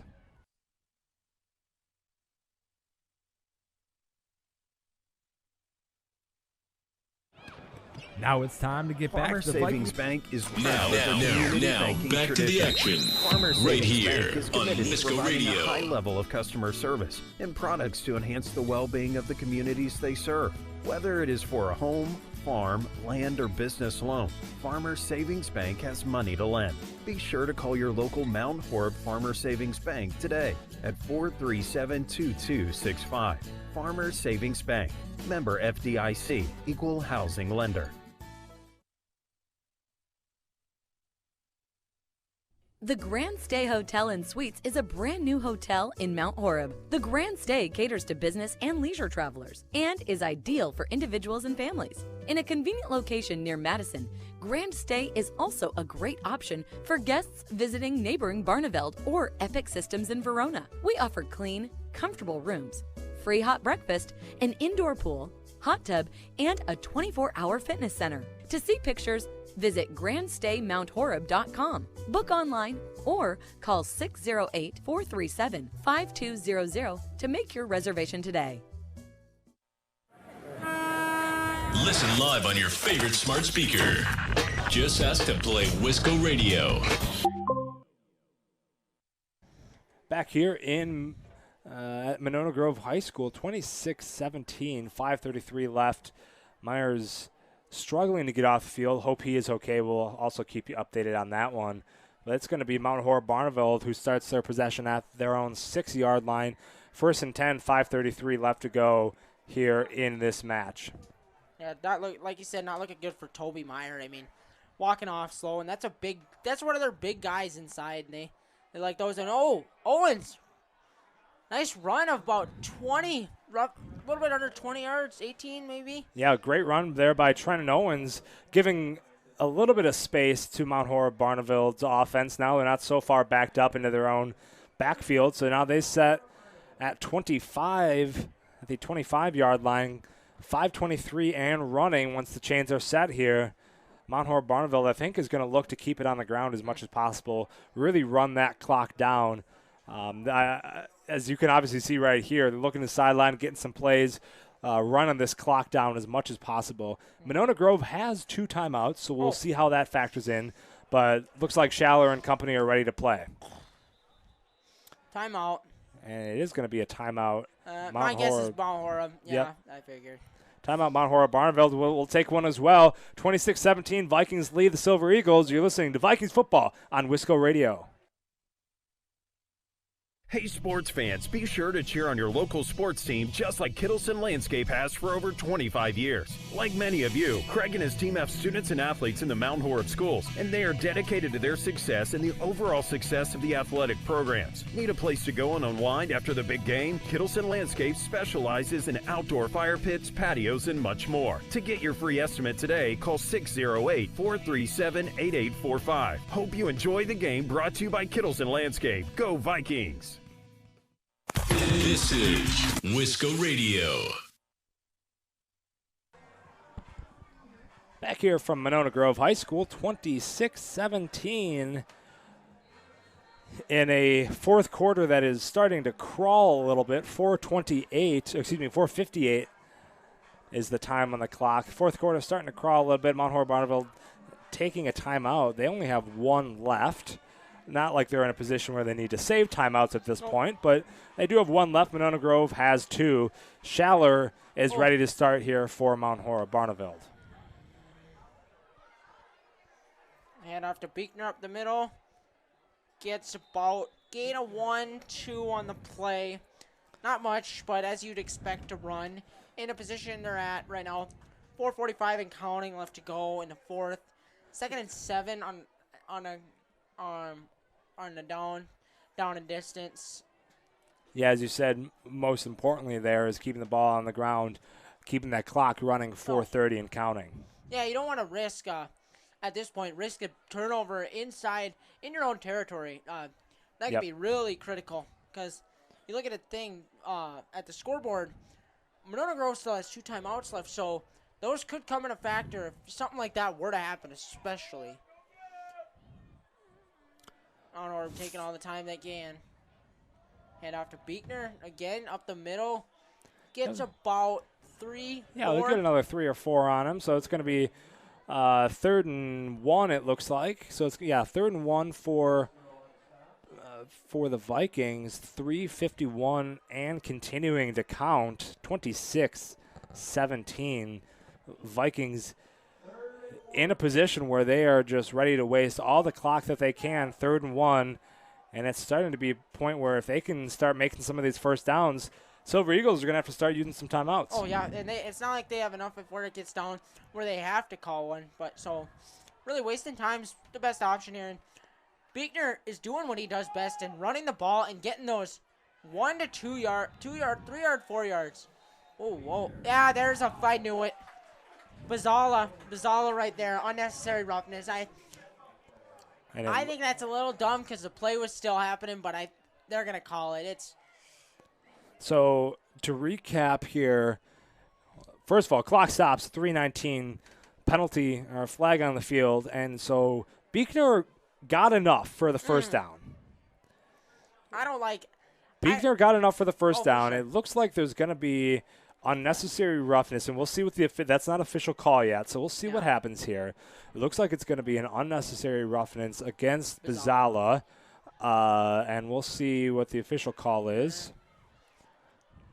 I'll tell you something. I'm not a huge fan of that. The play was still going, and it looked like he was blocking. Maybe just maybe a little bit rough, but at the end of the day, you think about it, it's football. Yep. You can't – if you're going to call things like that, you're taking away football.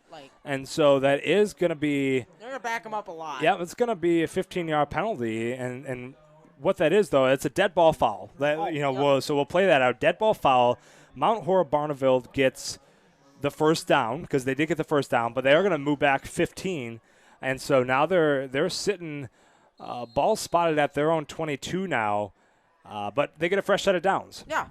They get a fresh set of downs, so clock is going to start here because it was a dead ball foul, so move chains. Clock starts, 3:06 and counting, 1st and 10 from the 21.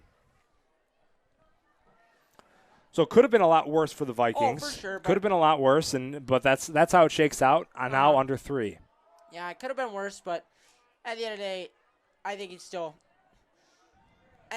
not a great call. It's a really hard one. The play's still going. You're trying to block him, and I don't want to say he sold it, but I mean, you hit him so hard he put him to the ground. They're gonna call that, and first timeout of the 2 they have left used by Monona Grove. Yep, and we'll take another timeout as well. 2:41 left to go.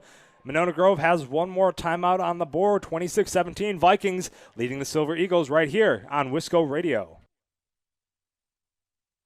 Are you in need of chiropractic services? Dr. Joe Ryan at Mount Horeb Chiropractic will provide the finest chiropractic care to each and every patient. Dr. Ryan uses advanced spinal correction and chiropractic adjustments utilizing state-of-the-art techniques. Dr. Ryan has years of training, expertise, and experience in helping patients get relief from their back pain, neck pain, and other related conditions. Located at 1840 Business Highway 18151 next to Pizza Hut, or call 608-437-0099 to set up an appointment today. This is Wisco Radio. All righty, welcome back to Monona Grove High School. Vikings leading 26-17, 2:41 left on the clock. And Vikings are now sitting 2nd and 6 at their own 26 after a 15-yard personal foul. And so that's going to put them back a little bit, but it still gives them a fresh set of downs. And that's going to force Meekner goes nowhere. Yeah, it's going to force Monona Grove to either let the clock run or use another timeout. And I do think they use their last timeout. They do. And so we'll take one more with you as well. 2:31 is the time on the clock. No timeouts left from Monona Grove. 26-17. Mount Horeb-Barneveld leads. Rural Mutual Insurance, keeping Wisconsin strong. The Jared Nelson Agency is a proud supporter of Viking athletics. Known as the top farm insurer in Wisconsin, the Jared Nelson Agency is also your source for commercial, home, auto, and life insurance. Call 437-4020 or stop by the office at 211 West Main Street, Mount Horeb, to protect what matters most. Rural Mutual Insurance, keeping Wisconsin strong. Now, back to the action, right here on Wisco Radio. Welcome back to Monona Grove High School. In the final minutes of this Badger Small Conference battle, it was calling it a matchup, but it's really more of a battle here at Monona Grove High School. Silver Eagles are on their last stand here. 2:31 left to go in this fourth quarter. Third and 6. I think they're going to want to adjust the clock, I think. I'm not sure why and for.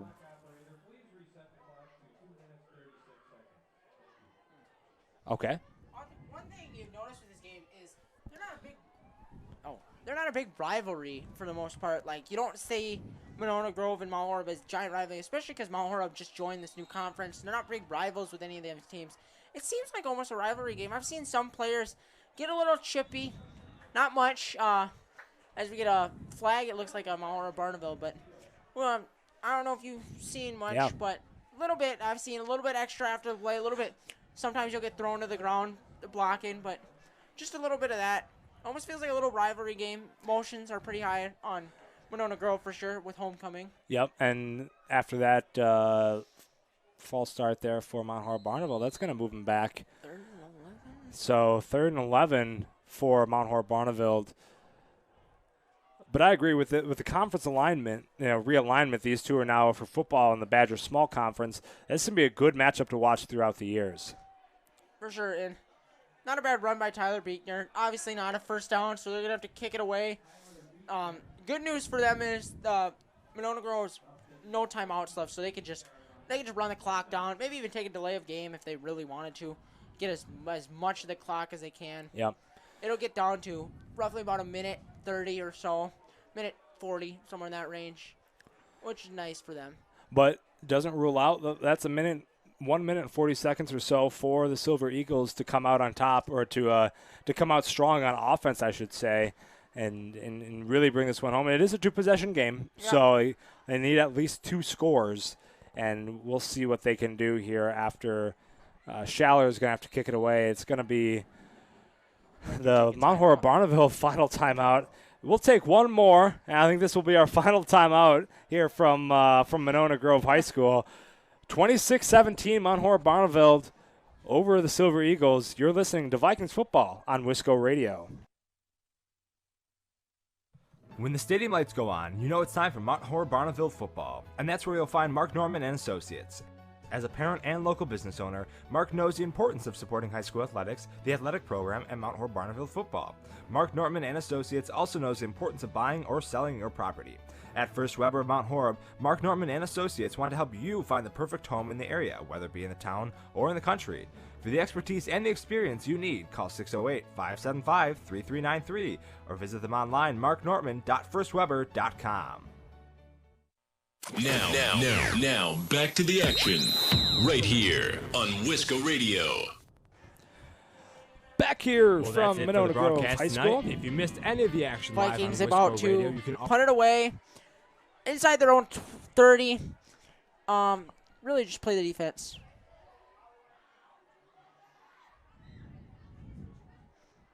Not a bad kick. Not a bad kick. Good. Yeah, ball's sitting at the 34-yard line here for Mount Horeb-Barneveld. Minute 42 left. Yeah, with these type of games, you can never really say it's over until it's over. Anything can happen at this point. It's still down 2 scores in the minute 42. No timeouts either side, actually. But an onside kick could change the game if they can put together a really quick drive. The onside kick could change everything. I mean, 1:42 left to go here in the game. 26-17, 2-possession game, 9-point differential. 1st and 10 from their own 34.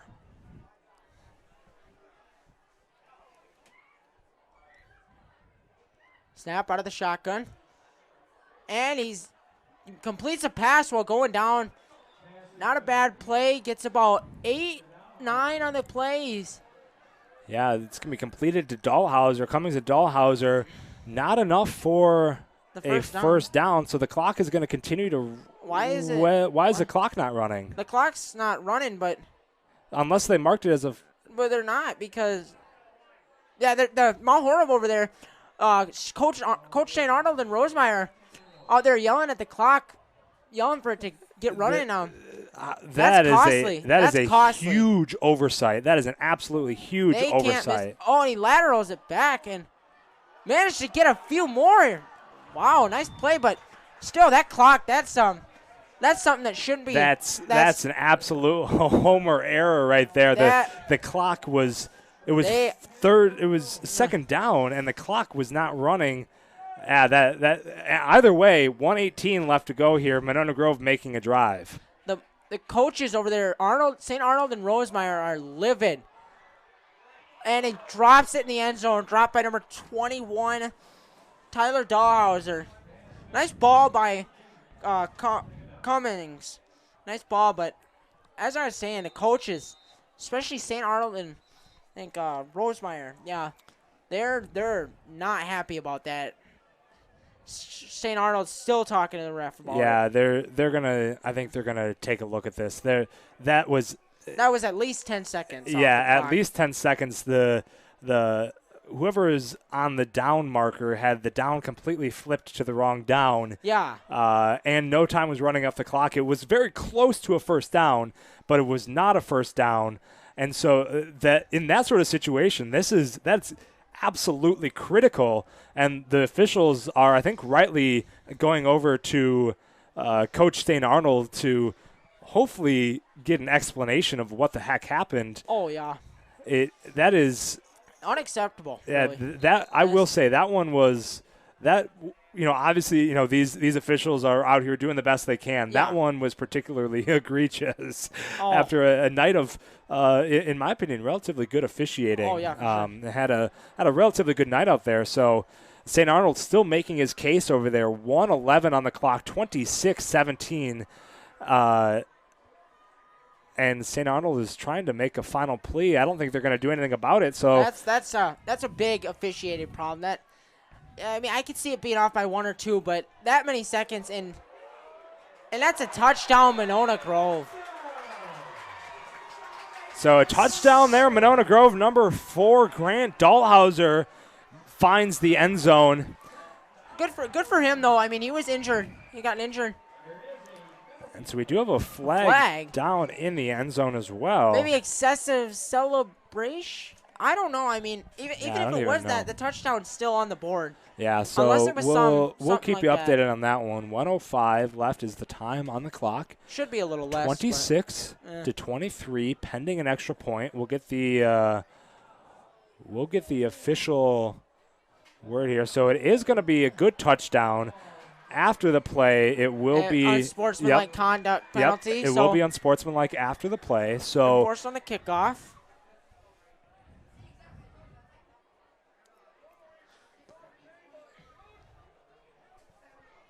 Really, nonetheless, if they get the kick here, it looks like they're gonna kick 14. They got a big boot.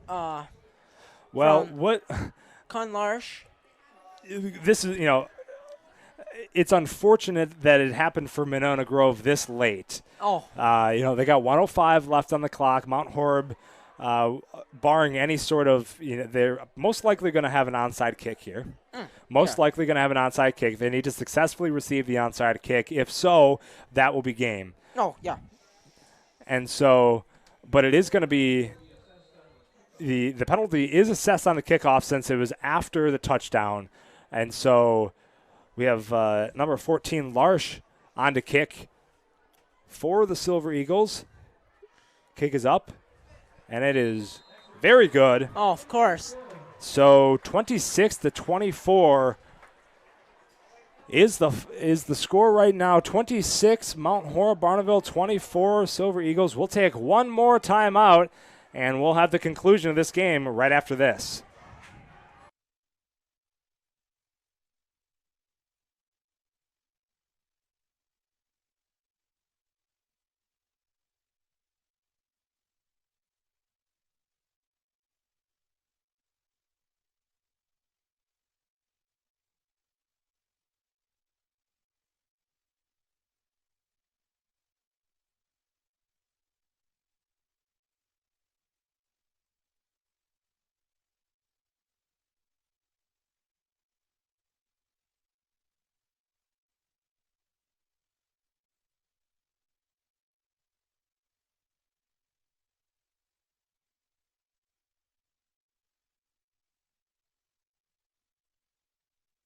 Welcome back here to Monona Grove High School. 1:05 left on the clock, 26-24. Monona Grove on the kick. If I was Mount Horeb-Barneveld, obviously I'm expecting an onside kick here. Looks like they got Schaller out there, too. They got a hands team, a bunch of them out there. Yeah, they're going to make sure this one doesn't go through the cracks. Oh. 1:05. If they can recover this, then it's going to be Mount Horeb-Barneveld ball game. I remember against Monroe, they had some trouble. Monroe almost looked like a comeback at the end, but let's hope that doesn't happen here. But we'll see. Got their kicker out there. I know he's good at field goals, but I don't know how good he is at onside kicks. And Recovered by number 17, Wesley Drager. And a sigh of relief from the Mount Horeb-Barneveld sideline.